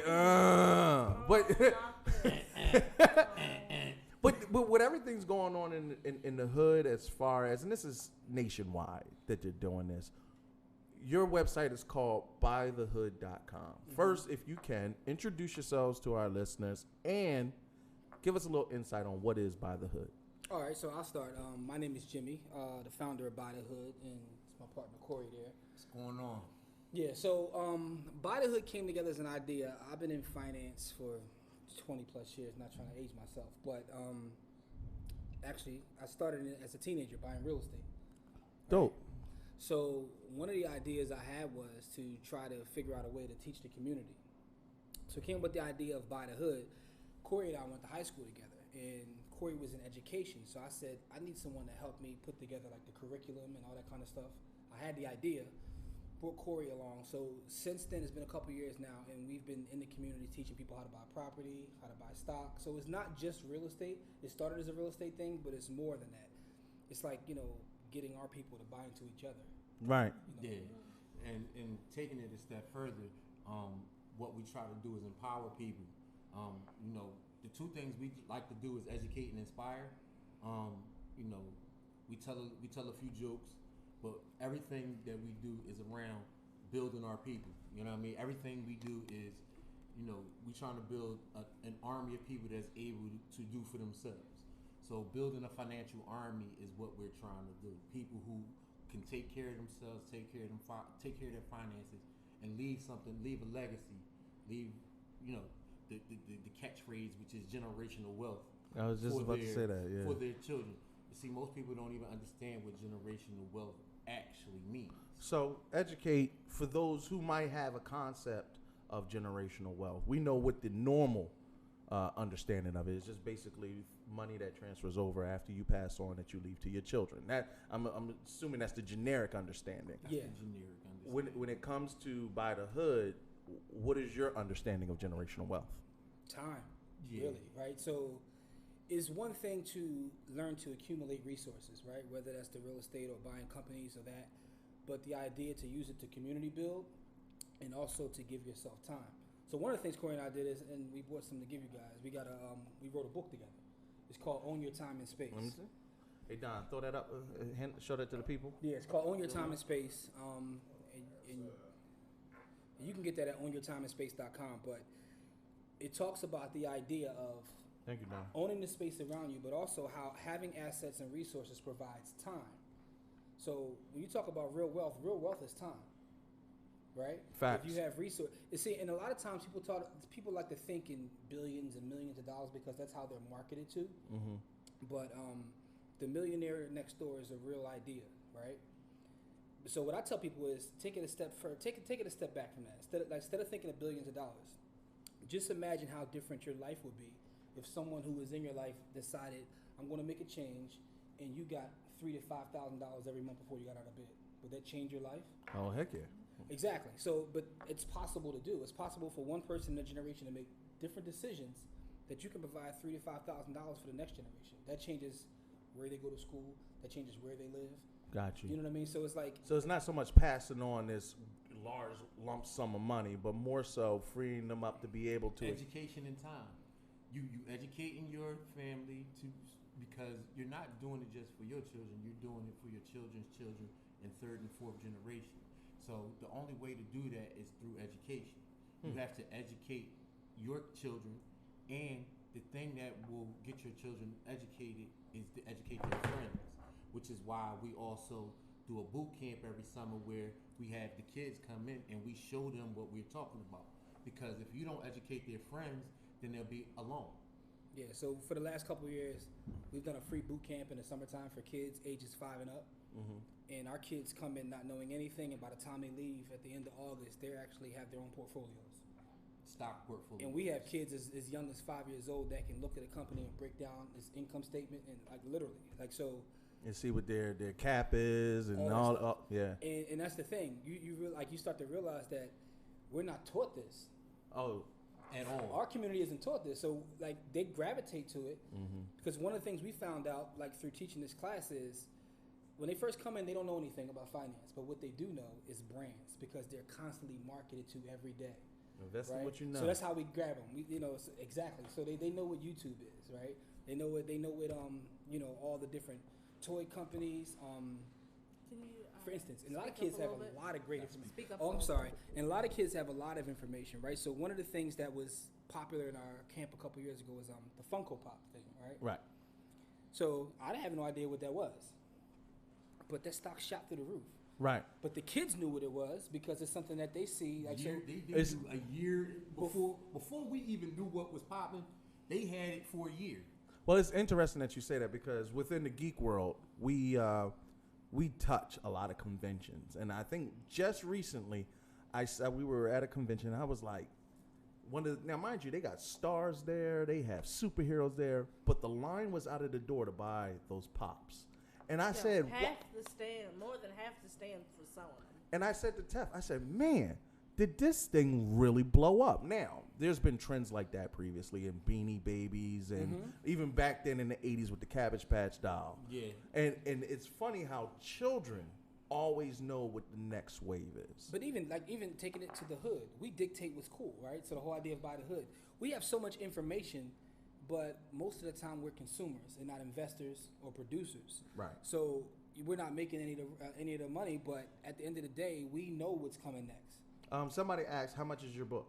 Oh, it's $10. Go to Amazon. Yeah, but you go right to ownyourtimeandspace.com. It takes you right to the Amazon page. It's $10. You can get the Kindle version as well. $1 million worth of game for $10. There I you think go. that's a great Absolutely. price. And the thing is, we made it. It's not that long of a book. We did it intentionally, right? But it's a lot of information in there, and it gives you a whole different perspective on what wealth is. It's a perspective book. Mm-hmm. So, because what most people don't understand is everybody think the game is about resources, but really what the game is about owning your time. So when people try to manipulate and control you, they're not trying to manipulate and control your resources. They're trying to manipulate and control you. It's about your time and how you function within the society overall and as a whole. And so what our book tries to do is explain why it's not about the resources that you have. It's about how you accumulate those resources to give you more time, to give your family more time, to give you a different way to be able to live your life where you're not under the constant scarcity of what is going on in our world. The resources aren't to floss and play around with. And, right. You're not teaching them to get the new J's. If you want the new J's, you can buy the new J's because you have the resources. Yeah, there's dispensable cash to those. So what we tell you is how to buy something that's going to buy the J's for you. So instead of mailbox buying J's, money, instead of buying J's, how about buying Nike? And then Nike will pay you dividends to buy your J's, right? Facts. But it's a whole different mindset.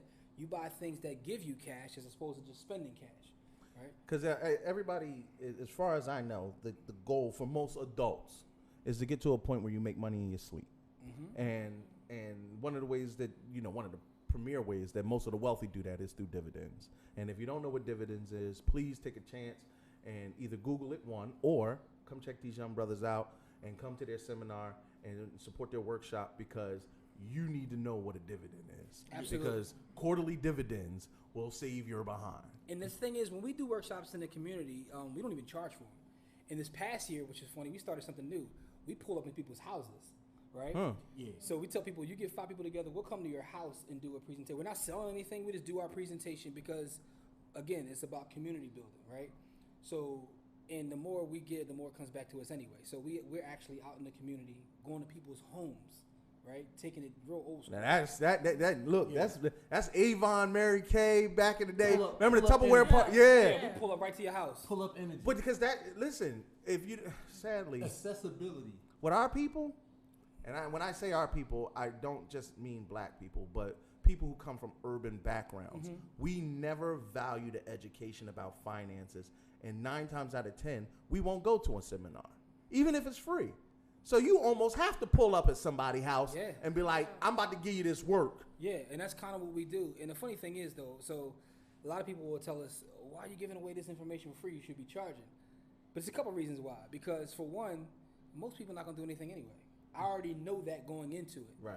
But with that being said, there are a lot of people that will inbox us on a daily basis. Thank you. You changed my family's life. So I guess it's sort of like a teacher. Like I've never been in a classroom, but I always hear people who teach telling me, like, you're not going to reach all the kids, but the one kid that you do reach, that like makes the job for you. City years. Yeah, I was about to say. Yeah. I would. But the thing about those workshops is those people want us there, right? And so while we decided to change tactics, because what we were doing, we were holding the seminars and having the people come to us, and then people were leaving with information, but we weren't getting the kind of turnout. You know, we'll have 75 people say we will show up, and then 15 will show up, right? So we said, instead of us trying to draw people in, you tell us what you need when you need it. We'll pull up, literally pull up on you and give you the same information that we know personally people that's charging hundreds and thousands of dollars. I'll be transparent with you. I speak, right? I travel to, like, I've spoken in multiple continents over this past couple years. This past year in 2019, I spoke in Australia at a real estate conference. Last year I spoke in Prague in Europe. So I get, like, you know, I get flued out to speak. Right? I got flued out. So yeah, and in 2020 I got invited to speak in Denmark, right? So I'm speaking all over the world. They not getting it for free, but I'm giving the same information to my people for free. Cause we are behind the 8 ball, man. You know what I mean? So that's why, like, for me, this whole thing is like it's about, like, it's not about money. Right. It's something else. Because, like I said, you got to be passionate about your people to do it. Yeah, you got to be. It's man. the work. Because, like I said, if you're going to build an army, you have to build the people. But people, like I said, they don't understand that it's not about time. I mean, it's not about money. It's more about time than money. Right. Everything is about time because everything is about how you spend your time. Everything is about time.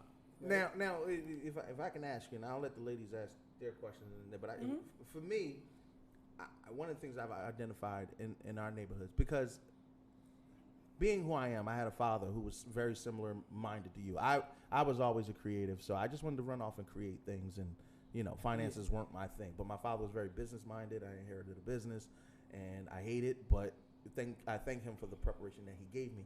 One of the things that I've seen in our neighborhood that has perpetually kept us in a constant state of poverty is not understanding credit.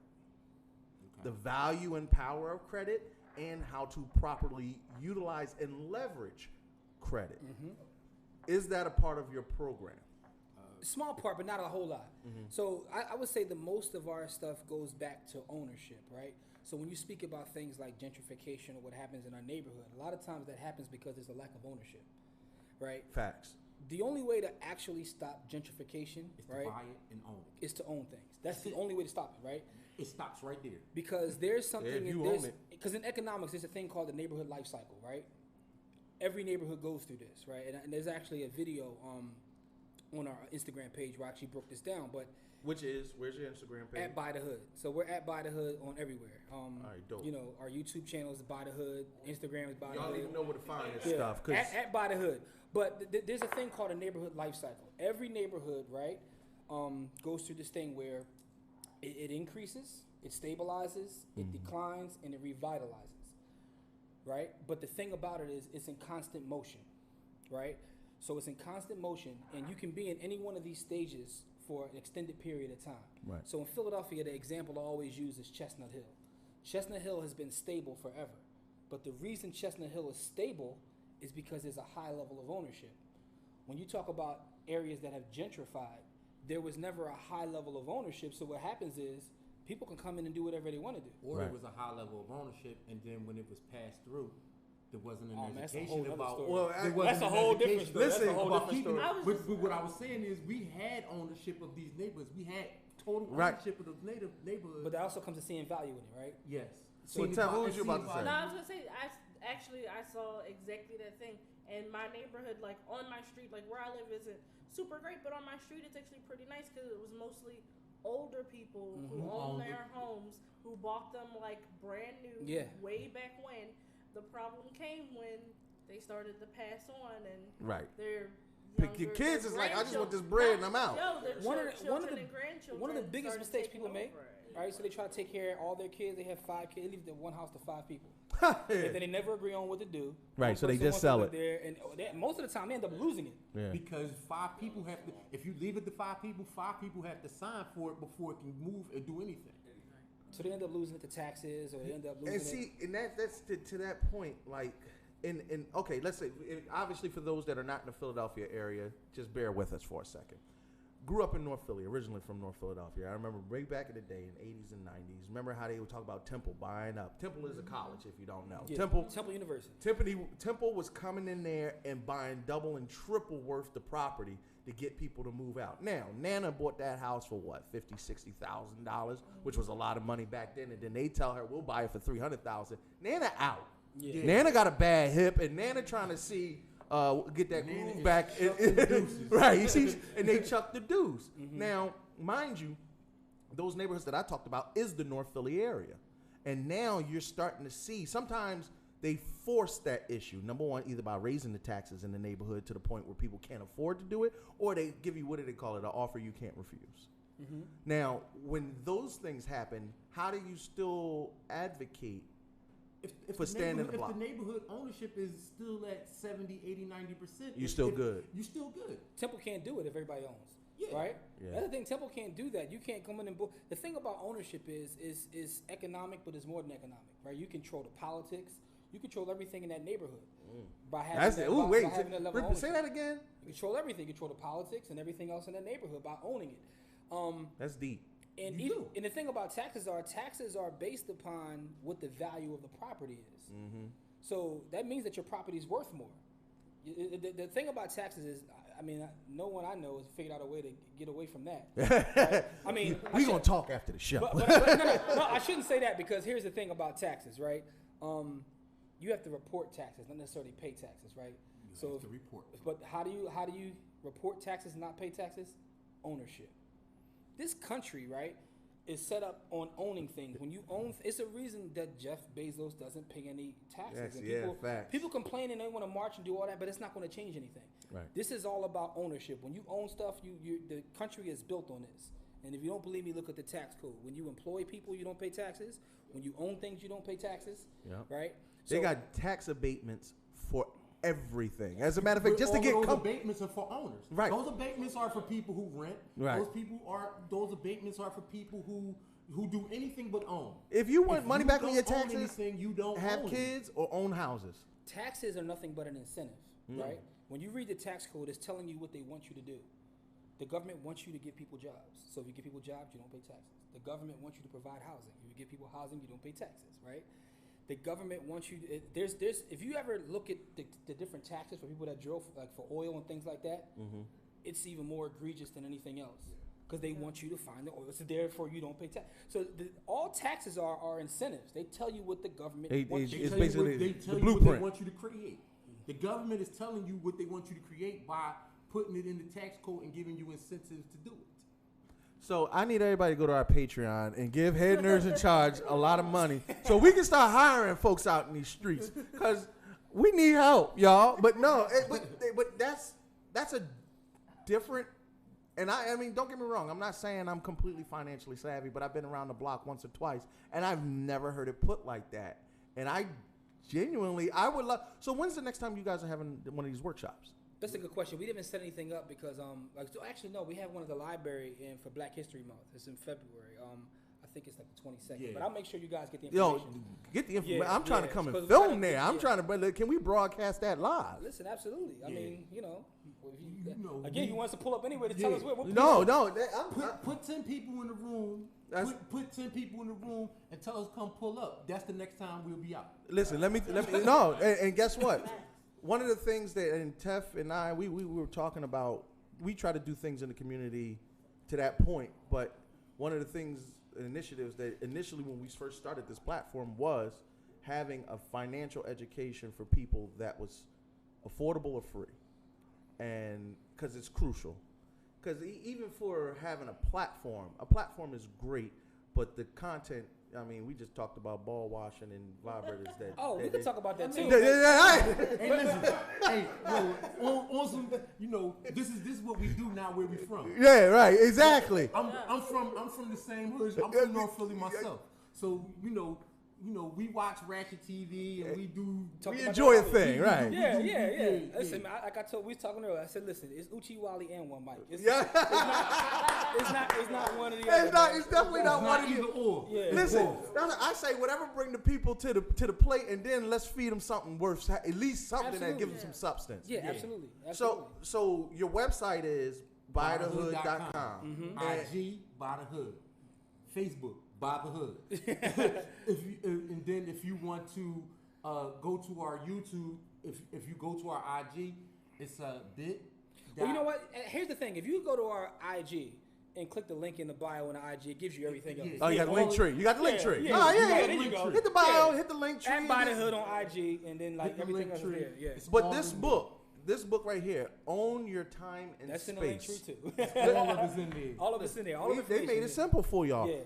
Honestly, I hear a lot of our listeners complain about not having resources, finances, not even having ownership. One of the things my dad told me early on, and I don't knock nobody else who does it. I'm not trying to disparage you, but he said never rent anything. What you won't do is pay for somebody else's kids to go to college. Own as much as you can within reason. Because here's the thing, right? So I'm a licensed agent too. I'm my best customer. Put it that way, because I'm an investor now. So I buy stuff and rent it out or what have you. But I even tell my tenants, you're paying a mortgage. You're always going to pay a mortgage. Either you're going to be paying your own mortgage or you're going to be paying mine. Yeah. But you're going to pay a mortgage. Yeah. If that's you got gems. But listen, you got to tell people the truth. You're going to be paying the mortgage if you're renting. If you're renting from somewhere, you're paying somebody's mortgage. Yep. You're paying their mortgage. You're the person that you're working with, or you're going to be paying your own. Fix your credit. And that's fix your life, and then pay your own mortgage instead of somebody else's. And it's not. It sounds simple because, again, this is about time, right? So the longer you're paying their mortgage, every second you're paying for somebody else's dreams, you're deferring your own. Ooh. So look, Tev, you felt that one. No, because I'm one of those people where it's like I don't want to own a house. Or you don't have to own a house, but there are things you can own that can pay for your lifestyle. So we work with an investor. She refuses to own her own bricks, right? But the thing is, she got a portfolio that's so large that she don't need to own her own bricks. So that's the thing, and it's not a one-size-fits-all approach to any of this stuff when it comes to finance. You have to, first of all, do what makes you happy, and you have to do what works for you, right? So some people who may travel for work or may move from place to place, but the thing is, you have to own something. If it's not your house, you have to own something, which is why we teach about the stock market. That's a whole, we can go into, we teach about the stock market. Are y'all into cryptocurrency at all? Yes. Mm-hmm. My man. Yeah, listen. We need to talk. Listen to this. In 2017, I was working with a group of investors, and they were talking about crypto, right? And the first thing I said is, I went and bought some myself, and then I called Jim. I said, Jim, go buy some crypto. I said, go buy Bitcoin right now. In 2017, March 2017, I said, Jim, go buy crypto. My man bought a coin. And by the end of the year, what happened with that coin? I bought a couple coins. I didn't even know what it was. I'm like, look, I don't know what this is called. Buy a couple coins. He said, buy it, but he kept telling me about it. So I bought it. It went up or whatever. And actually, it started going up so fast before everything. Oh, I remember. That was a good time. I literally got scared. Yep. How quick? And I sold around, I think it was around like 15 grand. I sold. And I went and bought a house. Yep. Bro, hey Corey, so I let me tell you something. Bitcoin into a property. Listen, my homie, and I'm talking about back in the 90s. Oh my He was buying pizzas and video games with Bitcoin. Well, it wasn't Bitcoin, but it was because Bitcoin didn't really now the trader, not the tradable one where you can get it off of a broker. So I used to play. I was a game. I'm kind of still a gamer, but I don't have time because I got 3 kids. But I was a heavy gamer, and I told you, I played Magic the Gathering, but I played a lot of games. I used to play poker online and all of that kind of stuff. Right. And so what happened was when Bitcoin came out, we used to trade them for stuff. So I used to trade when Bitcoin first came out, I used to trade Bitcoins for other stuff. Right. For gamer stuff. So you gave away a fortune. Right, but that's the thing where to the point, you never know how things appreciate, because when I got into the game, Bitcoin I wasn't strong on Bitcoin because one coin was like an astronomical amount, but I got into Litecoin really, really early, like dumb early. Listen, Litecoin when and I told you Ethereum. about Bitcoin, Litecoin was $4. Bro, let me So let me tell you about. I'm not gonna get because I don't want to get too much into my finances. Yeah. But I bought Litecoin for a dumb cheap amount of money, and at one point, I think I keep going. I think it was like $20 a coin, and I bought 1,000 of them. And when I sold it for $350 per coin. Mm-hmm. Per coin. Now, I'm like one of them guys that I like to reinvest the money that I make. I didn't buy nothing crazy. I just invested it right into another cryptocurrencies. Yeah. So I have it deferred over different Yeah. things. But cryptocurrency might not be the thing for you depending on how your investing patterns are. But that's one of those avenues that a lot of black people weren't. Listen, I work with nothing but white folks. They all was in it. So Jim not as heavy into crypto as I am, but what I'll tell you about crypto is this. One is coming, and it's coming right now. It's not even coming soon. It's coming right now. Yep. Because every major company you can think of accepts it. Right? Look, Ripple, you can buy Bitcoin on Cash App. Yeah. Listen, you can listen.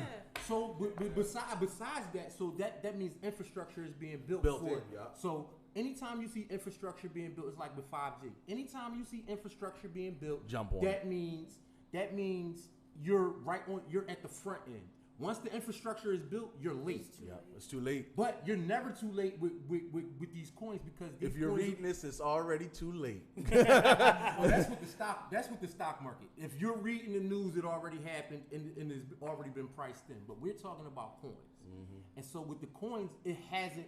It flows kind of like the stock market, but it's a little bit different in the fact that it's still in the we're on baby steps because all the infrastructure hasn't been built out. Remember 25 years ago, you had to drive halfway around the world to find an ATM, right? Right. How far do you have to drive? Not at all, brother. We've been spending mythical money for the last 25 years. Every time you hit an ATM or pay with a credit card, you've been spending invisible cash. So what is crypto? Ooh.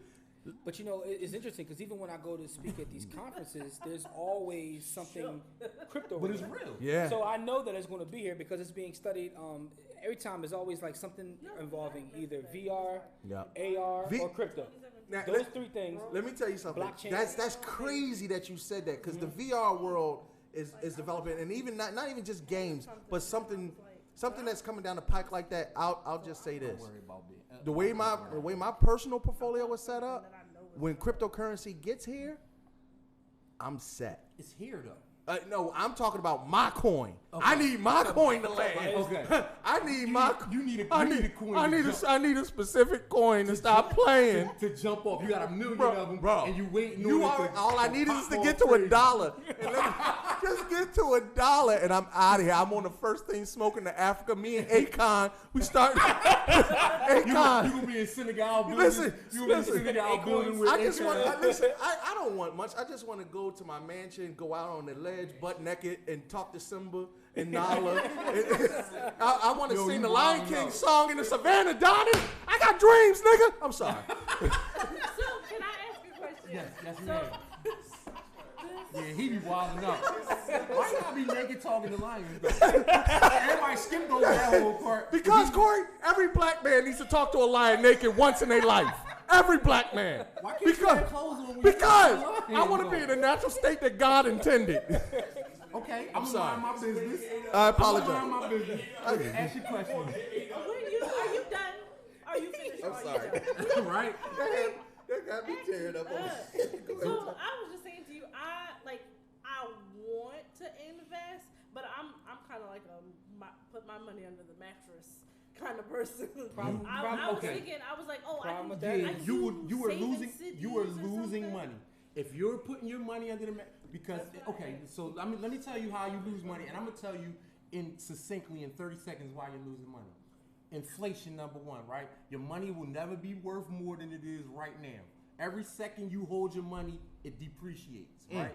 So the money that you have right now, 10 seconds from now, is gonna be worth less than it was 10 seconds ago. The other thing is, if you have to invest in things that beat the rate of inflation, or your money loses money. So if you're not investing in anything, if you're putting your money in the bank, you're losing money because the bank is not paying you more than the rate that interest rate is trash. The average by the FDIC that the bank will pay you is 0.2%, not 2%, 0.2%. Right. 0.2%. All right, here's a way to look at this. Where do you bank at? Bank of America. And how much are they paying you in your account? Because I have a free checking account. All right, No, so I'm talking about your interest. How much what's they the give you? Minus my overdraft fees? No. It's just- I don't even know, to be honest. Do you have a credit card? I do. How much are you paying in interest on your credit card? What's the APR on your credit card? It's A lot. Just say a lot. Definitely over 20%. Definitely over 20%. It's a low limit credit card because I'm like, I don't know. Okay, I don't feel like who you has an APR? but for most people, their bank is paying them less than 1%, and they have a card at the same bank, and they're paying the bank 20%. Right. Right. So when you think about what a bank actually does, what does a bank actually do? It takes your money and lends it out. Takes my money. So all the bank is pulling money and lending it out, and it's paying out 1% in interest, and then charging you 10 for a car. You want to go to school, may charge you 6%. You know, you may have a higher interest credit card, 20%, and it's giving you back less than 1%. Yep. So be your own bank. And ho. Fractional reserve banking says for every dollar that they have in the bank, they can lend out 10. Yep. So, on top of creating money by being able to lend you your money with interest, they can literally create money out of thin air with fractional reserve banking. And then Why my mama told me that's not how money works? A lot of people don't know. But see, But this is why we do our workshops. But that's also why you can't just leave money like under the mattress, like what you said, because you're literally losing money. I'm literally one of those literally people. losing when money. I want to save money, is don't touch it. My money is. You're like, literally- I have a jar. But there's nothing wrong with Tev, do you have a 401k? I do, but I don't really invest in it myself. Oh, you're losing money. I have a That's small- okay. Does your job even match you or give you anything to that? So I just got a new job. Okay. I was just taking like whatever the 3%. Tev or trying to get her 5%. finances so that she can get that new bag. But no, That's I have a special needs child at home. He may not be able to I have the provide same for thing himself. going on. Mhm. Actually, Yeah, the I was government just dug like, in my backside about having a special needs child. I have my license to sell life and health insurance. I was like, I need to get life insurance for my baby. Absolutely. Because I was like, That's I a need whole- to be able. that's Well, that's a whole. I'm about to say, life insurance is how they Oh, generation. man. That's how you. That's really weird. That's how you set up the next. For most people of European descent here in America, That's how they make their money. The first time they ever had money is when one of their parents died, a grandparent or parent. So really, when we talk about time, right? So that's another thing we talk about with time, right? Because the only insurance you're guaranteed to use during your life is life insurance. Fact. Right? So you might not use your flood insurance because if you live on the highlands, you might not use it. Right. You might not use your fire insurance. You might not use your car insurance. But you're guaranteed to have to use your life insurance. So if you got to choose an insurance to pay that. That's the one. And don't get trashy term life insurance. Yeah, stop messing with that globe. Just get leaving enough Stop to bury messing with niggas. the trashy Trust term. me. No, But it's very important, right? Something like the Gerber Grow Up Plan, something where when my son came of age, like we could split it. I wouldn't do nothing with it. I would just reinvest it. No, like, he could but go to that's school. Now, mind important you, to get. because we already at the 10 o'clock hour. We was about to go in and give you all the gems. But I want y'all to be able to go and check these brothers out and get signed up. Because we not going to give y'all, look, you're going to have to do some work. Buy the book. You're going to have to buy the book. And then you're going to have to come when the head nurse in charge set up and sponsor, buy the hood, come to the seminar, get the information. I might even have them randomly pull up in your crib. That's right. Like, look, get your bowl of cereal, sit down, and let's talk about how we going to stand butt naked in the Sahara talking to Nala and Talking to Simba. lions. I'm just saying. I think Get that, this money, like for real, because it's about outcomes. Like when we talk about money, we're not talking about flossing. We talking about outcomes. We talking about outcomes over time. Right. Right? Is about how do you change the outcomes for your children and your children's children over time. So what you're doing right now, as the parent, as the person who's changing the life for those people that's coming behind you, is you're setting those people up to win for generations. You're setting them up so they can get butt naked and talk alliance, right? Yeah. So if somebody would did it for you, then you would have already been there, right? And listen, as the father, if I could stand butt naked in front of lions, my son should stand butt naked, and his son, and my grandson's son. I want a lineage of butt naked lion talkers that stand on the balcony. That's my legacy. And my Yo, why you looking That phrase should go into doing too much Hall of Fame. That phrase should go into doing too much. I Hall want a of Fame. legacy of butt naked lion talkers throughout the Sahara. Listen, what's going on with your boys? No. It is. Listen, I've known Kurt forever. you let the fleas bite you. Them nothing but money fleas.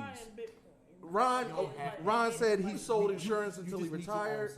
He said, Ron, yeah, we know. Definitely don't let that insurance slap. But listen, check out buythehood.com.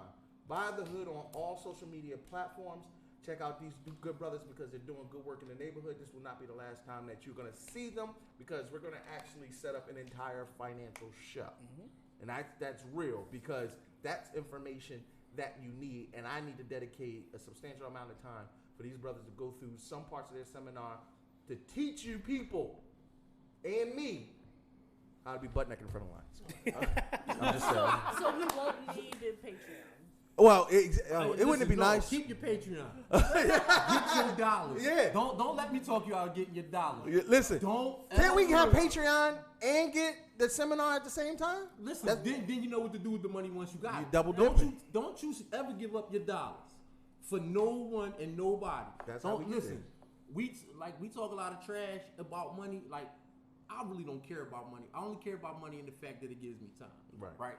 So I don't have any shame around money, and I don't give shame around money. Right. If you don't have any, it's because you just didn't know. Right. But once you know, then it's on you. It's game over. No, it's not game over. It's on you. Now it's about discipline over once. Right. Right? Once you know what you know, then you gotta have the discipline to do what you need to do. If you know that you need to own something, you gotta scroll your dollars away, fix your credit, do whatever you gotta do to own something. Right. Right? Then it becomes about discipline. If you don't have a lot of money, you don't need a lot of money. You can invest on Cash App. You can put $1 in there. You can put $1 a day, $1 a week, $2 a week. My dad, when I was a young person, my dad put $10 a week up into an account. Right? When I turned 18, my dad gave me $20,000 when I turned 18. Putting $10 a week in there. Right. Right? All he did was have it direct, taking it out of his check every week for 18 years. And didn't touch it. Didn't touch it. Didn't take care of it. Didn't need to didn't do fix anything. the tire. Yeah. Didn't $10 a week for 18 years. Boom, you set me up nice.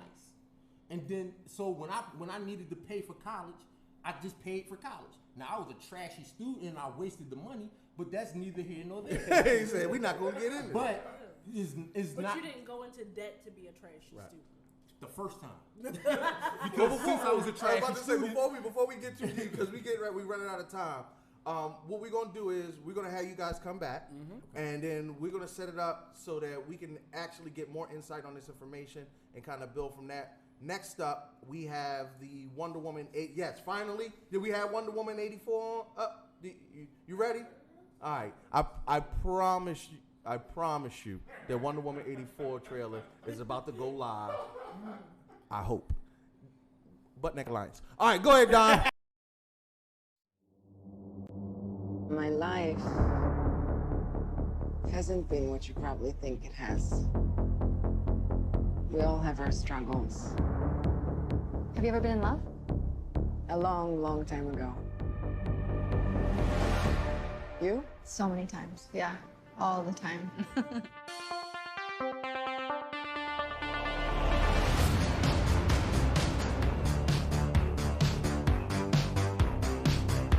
Welcome to the future. Life is good, but it can be better. And why shouldn't it be? All you need is to want it.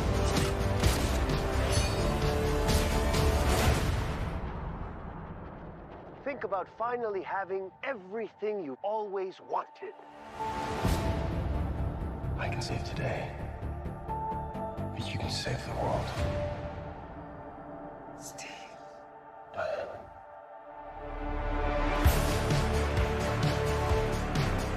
Now, I take what I want in return. Everyone will see.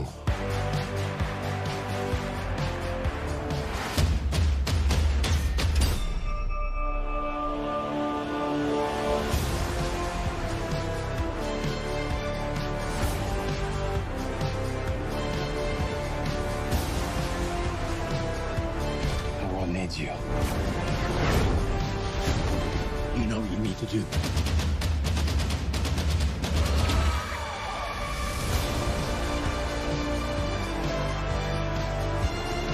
Nothing good is born from lies. And greatness is not what you think.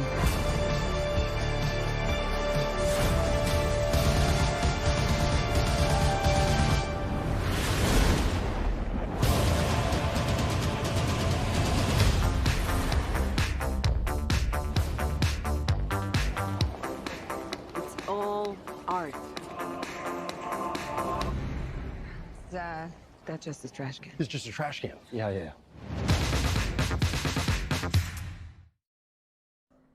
What it do? We back. Wonder Woman 84 actually played. And I don't know if y'all noticed this, but in that trailer, not only does she have that dope golden eagle armor, but was it just me or did she lasso A lightning? a whole thunderbolt? Like, Yes. yeah, she Yes, did. Did she lasso? She did that. She did that. She definitely did that. And it looked like she was going to lasso to another one. You don't get this George of the Jungle bullshit out of here. What?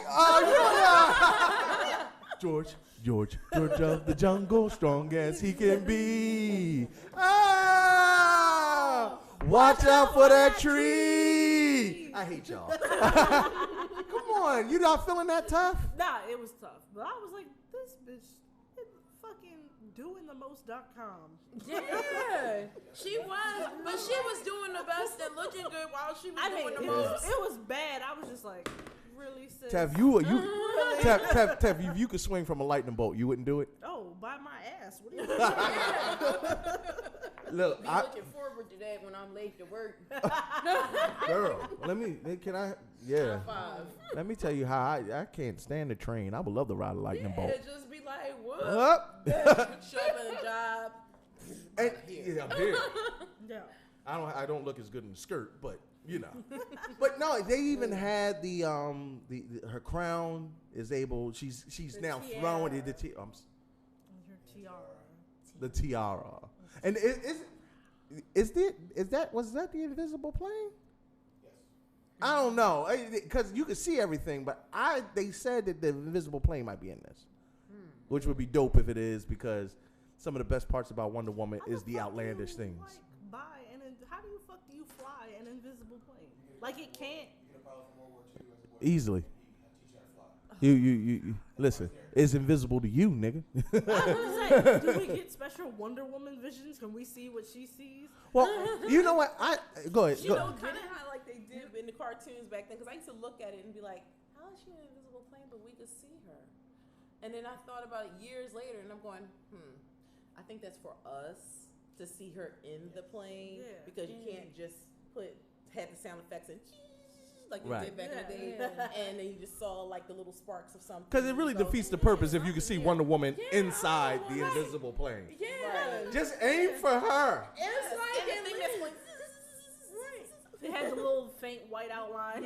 Yeah, I'm not. And honestly, they might try to play it off like a cloaking device or. No, that's something. what I thought. I was like, nah, it's like a stealth bomber. Like, it's invisible, like on the bottom. Yeah, but no, when what is it in Atlanta? They had an invisible car that they was talking about, and then near the end of the episode, when everybody was running from the club, it drove by and hit somebody. That was a great episode. I wonder if I would like do something like I'm trying to think how like I can't even think what movie it was. Now. Roxy, It's like speak up right into the mic, baby. Oh no, I was just trying to remember what movie it was that I saw this in, but Star Trek.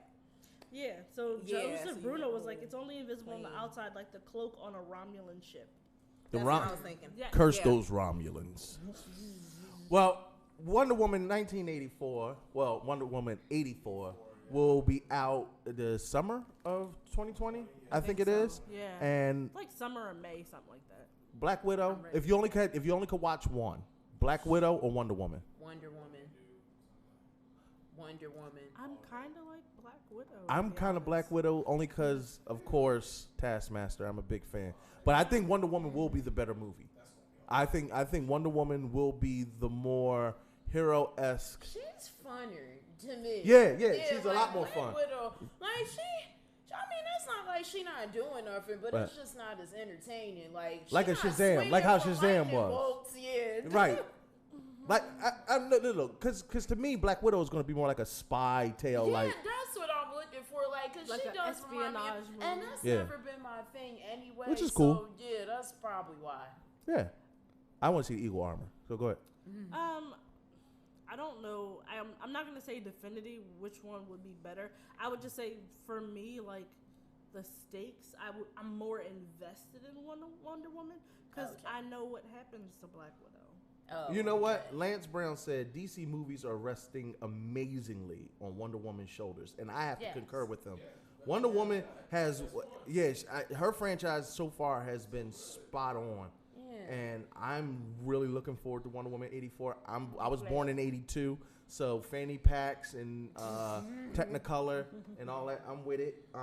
Everybody's saying Wonder Woman. Give us your thoughts on whether or not you like Wonder Woman or Black Widow. Addison said, both look amazing, but I saw Black Widow. It was called Red Sparrow. It came out 2 years ago. Very, very true.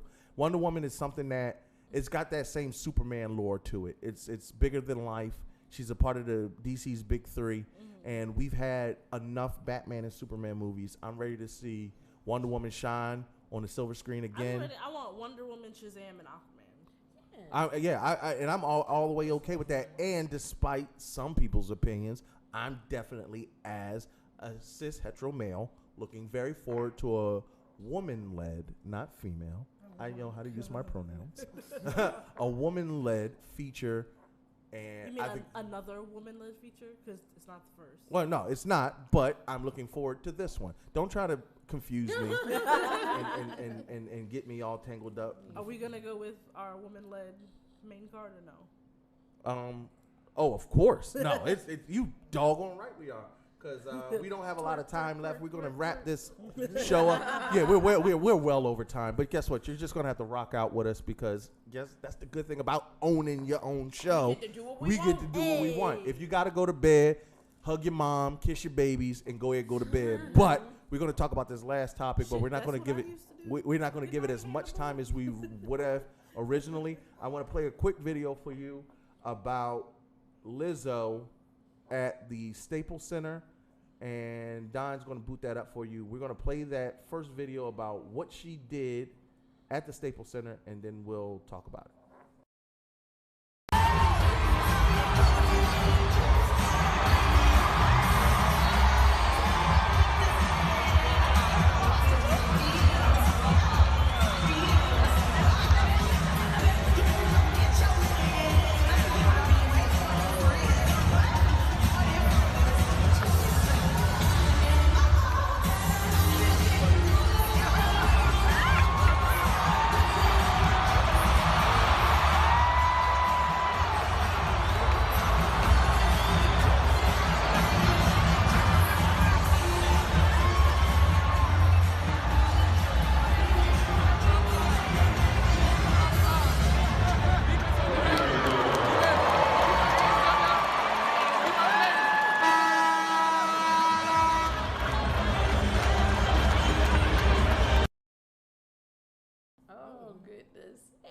Hey.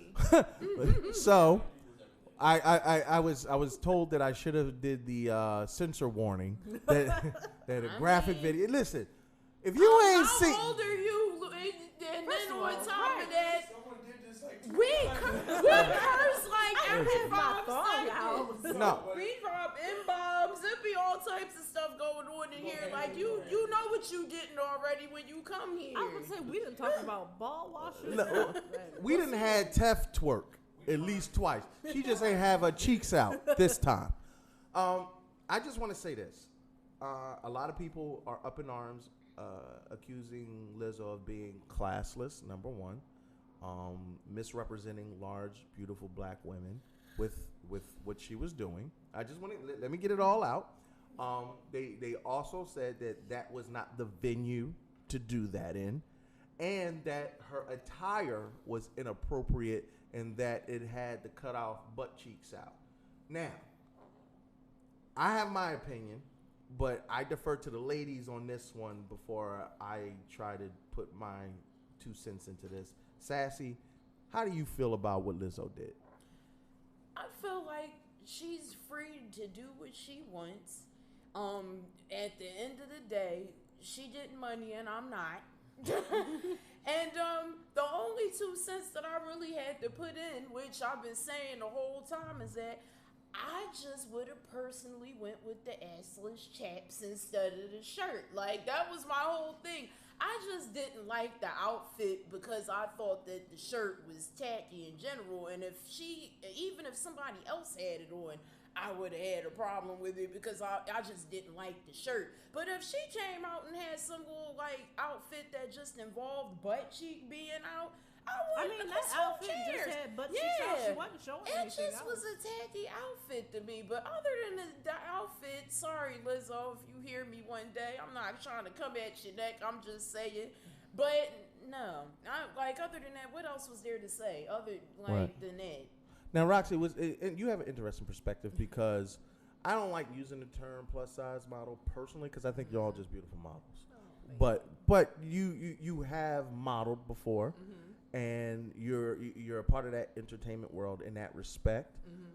How did you feel about what Lizzo did at the Staples Center? I mean, I personally think, that wasn't the right venue, and the reason why, that's you're going to have various people there, including children there. Everybody's there watching the game, whatever, and then here's your butt. As Sassy pointed out, the shirt was tacky. It was. I think I was up there looking at the fact that, you sitting on public seats and you got your bare cheeks sitting there. Somebody probably had their feet up there earlier that day before you even came in, and you just exposing all your private area to God knows what. Taint juice, bump, hurt, bite, I don't know. But we need a labia washer. Oh my, okay, Jesus. From the makers of the ball washer comes the labia washer. Ladies, if you need your labia clean, but you have no time to clean it, put it down there. They have that. It's called a bidet. That might serve other purpose too. That sounds like a hell of a product. Go ahead. But I'm gonna say this because I love Lizzo. I love her confidence. She's a beautiful woman. She's incredibly talented and everything. I love the fact that she pushes the norm because a lot of people already think different things about us already. It's just that particular outfit, just at the venue that it was at, the shirt, just if it was different, like maybe a Fashion Nova type of situation. Because I see some really cute Fashion Nova curve stuff, and I'm like, yo, I want to model for y'all if y'all hear me. I love Roxy. She already giving shots out. Listen, she's trying to get her coins. I ain't mad at my coins. Now, before I get to Tef, because if you haven't noticed, she's hummed and sighed and huffed. She ready. She ready. But I want to address what Andre D. Grant said in the comments. He said, "I have no problem with her embracing being comfortable with her sides. I think women should be happy with their size." Supposed to be size. I know. That's why I said, wow. I thought he meant like mac and cheese and chitlins. But either way, I have no problem with her embracing and being comfortable with her size. I think women should be happy with their size. But Lizzo is being too extra now. We get it. Dial it back a little bit now. That's my opinion. Tough? Get him. So first of all, why is when black women, especially bigger black women, being their authentic selves, loud, proud, twerking, and yes, are we being too much and being too extra? So we not allowed to be up and take up space and be loud and just be ourselves? Why is that being too extra? Maybe you just not being enough, and us being ourselves is intimidating you. How about that, number one? Number two, so yeah, her outfit was butt-ass ugly, and no, I don't necessarily think it was appropriate, but how about and you want to talk about children, you taking them to a fucking Lakers game where the goddamn cheerleaders got on less than she do. And they out there twerking, popping, dropping, practically showing lips out there on the thing, all up on the jumbotron for everybody to see. But you want to scream, "Oh, it's not appropriate for the children!" But you taking them out there where people cuss these players out night after night and getting nudity. These kids is already seeing way more and being exposed to way more than already they should be. So if you want to holler about save the children, you can keep it. Miss me with the bullshit. Lastly, I am not here for people talk about Lizzo showing her cheeks. You know what? I was ready to come up here and get butt-ass the fuck naked. Because you know why? Back in the early 2000s... Negro, it is a PG-13 show. Can you at least cut out some expletives? No. So, anyway, back in the early 2000s with Paris Hilton, Lindsay Lohan, and etc. was full-on going everywhere with no drawers on, showing they full vagina to every paparazzi. They wasn't getting banned from places. They wasn't getting kicked out of clubs. As a matter of fact, that helped boost their thing. Paris Hilton and all them had like their ratings on their show went up. So Lizzo showed her cheeks, but these white girls can get out here and show they full vagina. They out here giving gynecology exams to paparazzis. But ain't nobody really but wasn't nobody banning them from nowhere. Breathe. Breathe. Breathe. You know what? So now to that point, we have another video that apparently Steph spoke about it. The Staples Center, we've have unconfirmed reports. And I want to make sure to make that clear. It's unconfirmed reports, but the reports are coming in that Lizzo was banned along with a rapper called Kush, Joe Kush. Basically, because she was twerking and because Joe Kush was throwing singles in the air, which is a safety hazard in and of itself, because I don't want to make this about Joe Kush, because I think what he did was idiotic. But I want to show y'all the video of what he did alongside the same time that Lizzo was doing her twerk thing. This is what he was doing.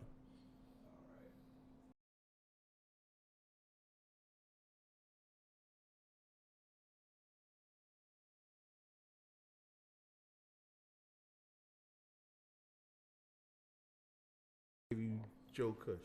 All right, so we don't have the Joe Kush video. Well, either way, but mind you, and Lizzo addressed the basically everybody chastising her. We do have that video. We're gonna play that video for you. This is Lizzo's rebuttal to everybody about the incident. You know, who I am and the essence of me and the things that I choose to do as a grown-ass woman can inspire you to do the same. You don't have to be like me. You need to be like you. And never, ever let somebody stop you or shame you from being yourself. Like, this is who I've always been. Now everyone's looking at it.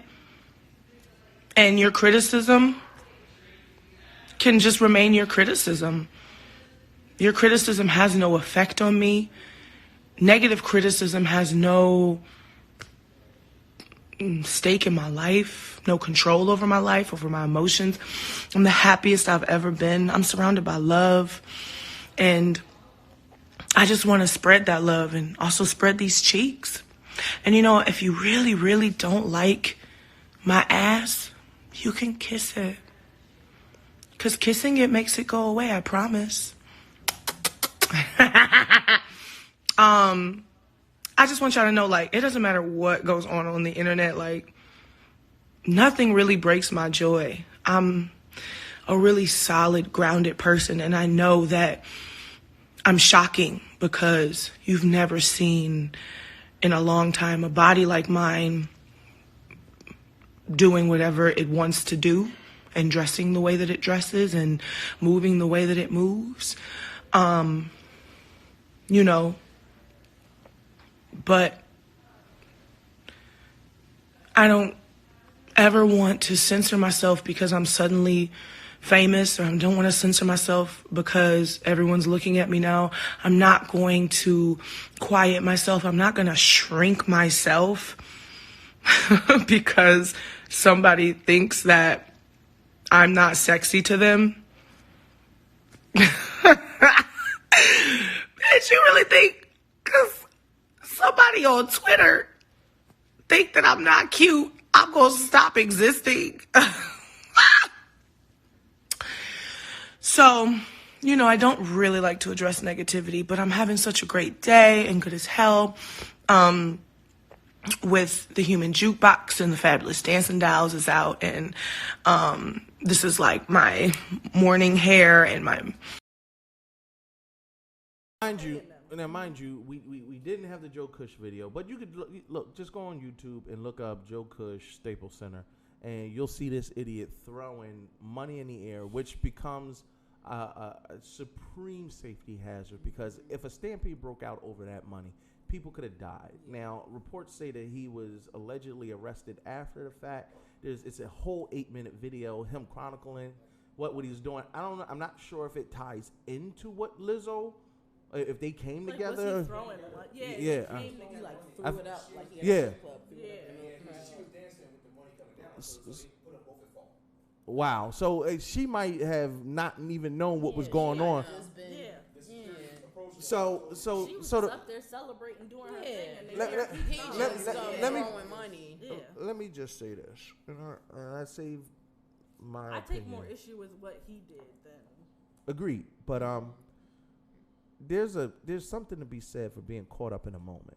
Now, I understand people have their feelings about Lizzo prior to this.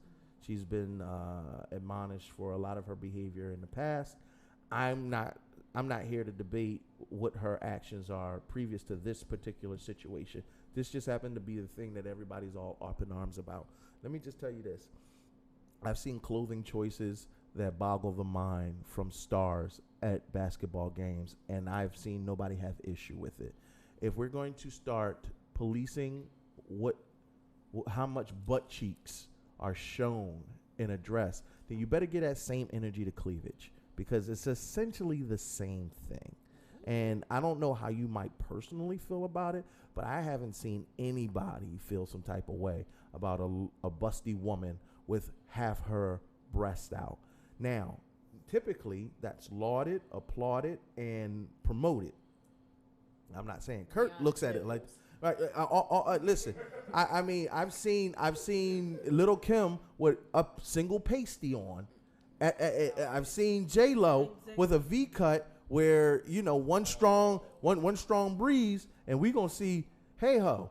But now, mind you, these are places that are similar to the Staples Center. These are at venues. These are where people bring their kids and all of that. And yes, to Tef's point, we were talking about it earlier. The Lakers cheerleaders wear scantily clad clothes as well. You give me the opportunity to hear my hit single over the loudspeaker at a nationally televised event at one of my favorite. I'm happy to be a Lakers fan. I am a Lakers fan, but with one of my favorite teams, you best believe I'm going to twerk it down. Ew, I don't want to see no, and then I'm going to dip my balls in the ball washer. I don't want to see that either. My only thing to Lizzo is you will never please everybody. Madonna has made her bones being a trendsetter and pissing people off. Madonna burned crosses in her Leica. But I'm talking about fashion. Look, guess what? Janet Jackson. Hold on. Janet Jackson. People have done that. I get it. Janet Jackson had a whole titty pulled out at the Super Bowl. The most televised event in the world. The most televised event in the world, and nobody told Janet Jackson that she could never come back to an NFL game or to a stadium or none of that.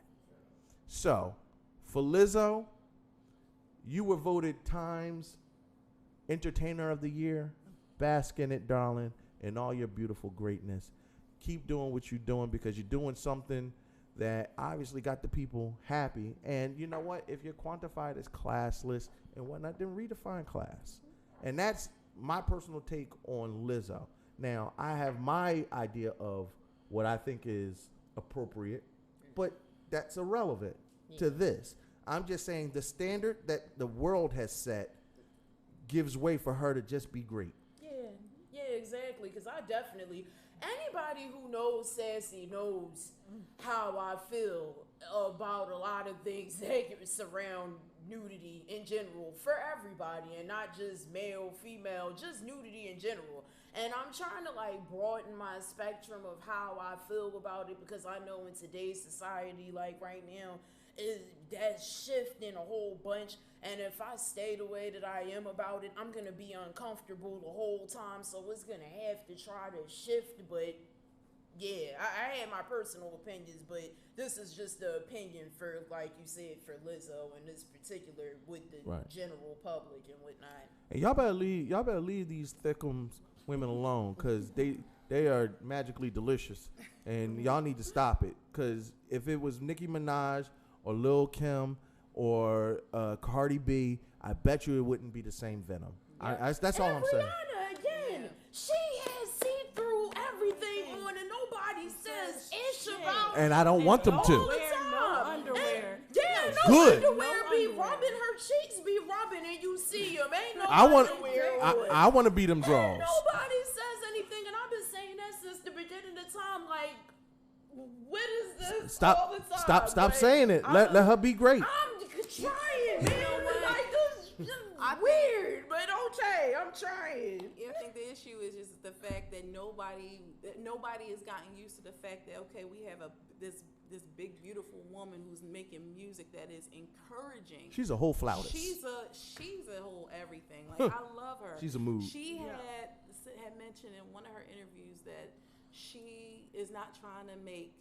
I think she said not trying to make money, trying to make music for her. She's trying to make music to encourage you or make you love you. It wasn't about you making her love me, make you love yourself or something like that. It's not about you making other people love me. It's about making you love yourself. And every song that I've heard, every time I get out the car, I'm like, yeah, I'm ready to go ahead and punch that Monday in the face. Like, because y'all all 100% bad. I ain't saying it, but and so you have a bunch of people that's like, oh, well, she's just too big. She shouldn't be doing that. She shouldn't this, she shouldn't that, because you're afraid of this change that's coming in, this beautiful, powerful force that's coming in. It's like, no, this is who I am. You can't scare us no more. You know, we've been told as plus size people that, oh, y'all are dumb, y'all smell, and you can't wear that. You are not you're unhealthy. Which you're is unhealthy. not all true. These things, Like, and then when this woman comes out with this confidence and tells you all that crap was a lie, okay, it's like the rest of the world doesn't know how to act to that. Wait, you're supposed to be that scared person. You're supposed to sit there and eat, fatty, eat. Go ahead. No. And go cry. And be intimidated. Or be intimidated because you're mean. We all know y'all big bullies and things like that. We have such a bad rep, and to have somebody come out and turn that narrative around, it's amazing. It's what's needed. So can I just say one thing? As somebody, so Andre Grant is like, oh, well, she's just being extra, and we've had other people say, well, she's just seeking attention. As someone who is big and black and is frequently half naked on the gram, because with my pole dancing, you can't pole dance in clothes because you won't stick to the pole. Yeah, and I've had people be like, oh, well, why? Well, who are you doing this for? You ain't got no man, or what, you trying to be a stripper? Bitch, I might be. And I don't do anything that I do because I want other people's attention. I do it because it makes me feel my most authentic self. And if that makes you feel like I'm being extra, then you not being enough. And if me being myself intimidates you or makes you uncomfortable, that sounds a whole lot like somebody else's fucking problem. Yeah, can you at least myself, cut out some of the expletives? Anyway, and being myself, just me minding my own business, just being myself and celebrating my life, I can't tell you how touching and inspiring and like loving it is to have other people comment on my Instagram pictures or comment on my videos and being like, you inspire me to be me. You remind me that because I don't look like them, I'm still worthy of love.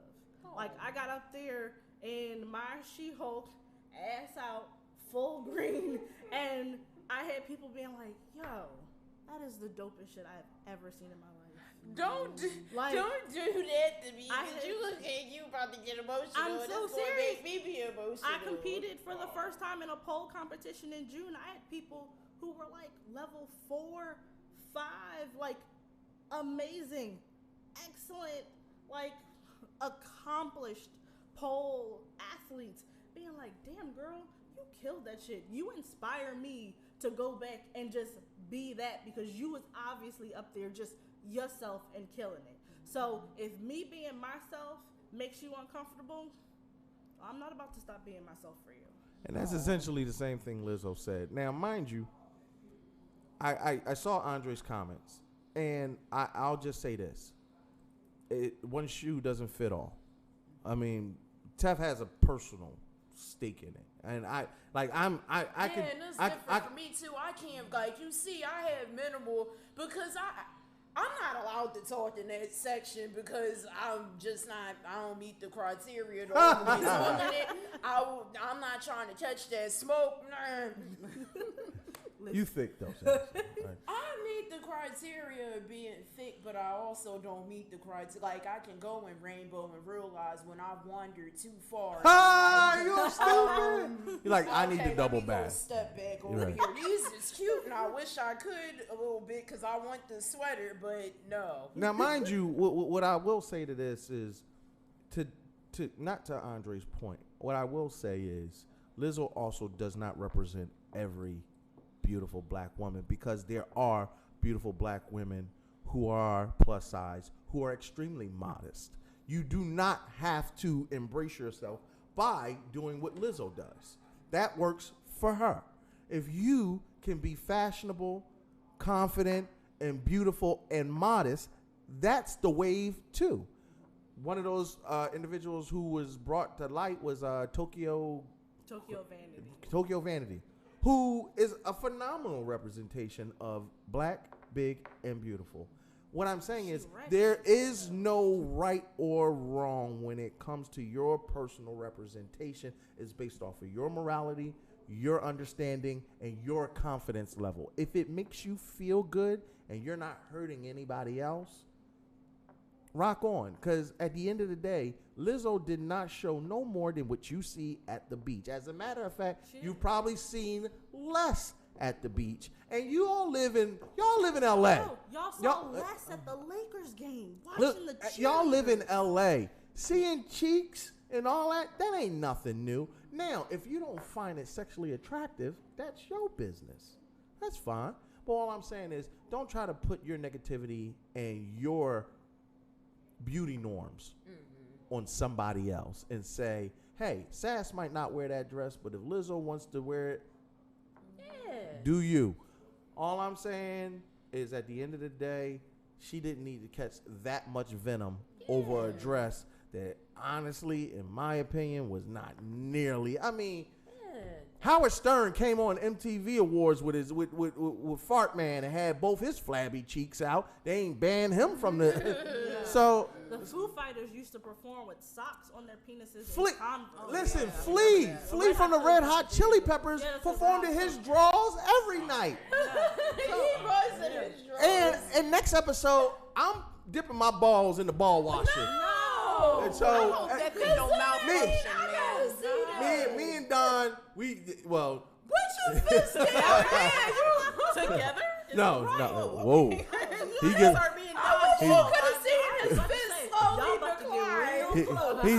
He gets his own ball. He was like, hey, wait a minute, I don't know about that. He hit one of these like, I don't know about all that, bro. And I'm gonna close it with Joe. Joseph Bruno made a very valid point, and I'm gonna close it out with this. Bottom line, the people didn't have to stop and stare at her. They doggone sure didn't need to film it either. You always had the option to look the other way, and she's not responsible for what somebody else does. She's responsible for her own actions. So if the Staples Center really did ban her, shame on you, because I'm pretty sure there's some other scantily clad women in there that y'all let in every single day by that back door where the players stay and where the wives can't see. So y'all do you, but Lizzo, keep doing what you're doing. You have a lot of fans out there, and I think you're a proper representation for the demographic that you entertain. And keep rocking, because you're a millionaire. And you say that on her Instagram, she said she's the happiest she's ever been in her life. Honestly, there's no price on happiness. If you can say that, and you can also inspire other people, do you, boo boo. Head Nerds in Charge. We are probably the most overtime we have ever been in the existence of the show. This is almost a 3-hour show because there was just so much.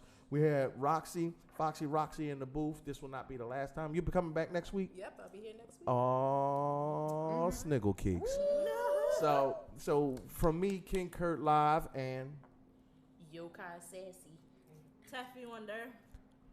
Foxy Roxy. She flowed right into it. I was hoping she was doing it. We getting ready to get up out of here. Remember to support us on all social media platforms at Head Nerds in Charge. Go to gjapparelstore.com to cop on all that merch. Hit us up on that Patreon. We about to go learn how to buy the hood up so that we can get this money. And we will see y'all. Shmoney. We will see y'all next week, Wednesdays 8 to 10 p.m. And we out. Okay, bye. Hey, let's go to McDonald's. Come on, man. That's a goof. McDonald's.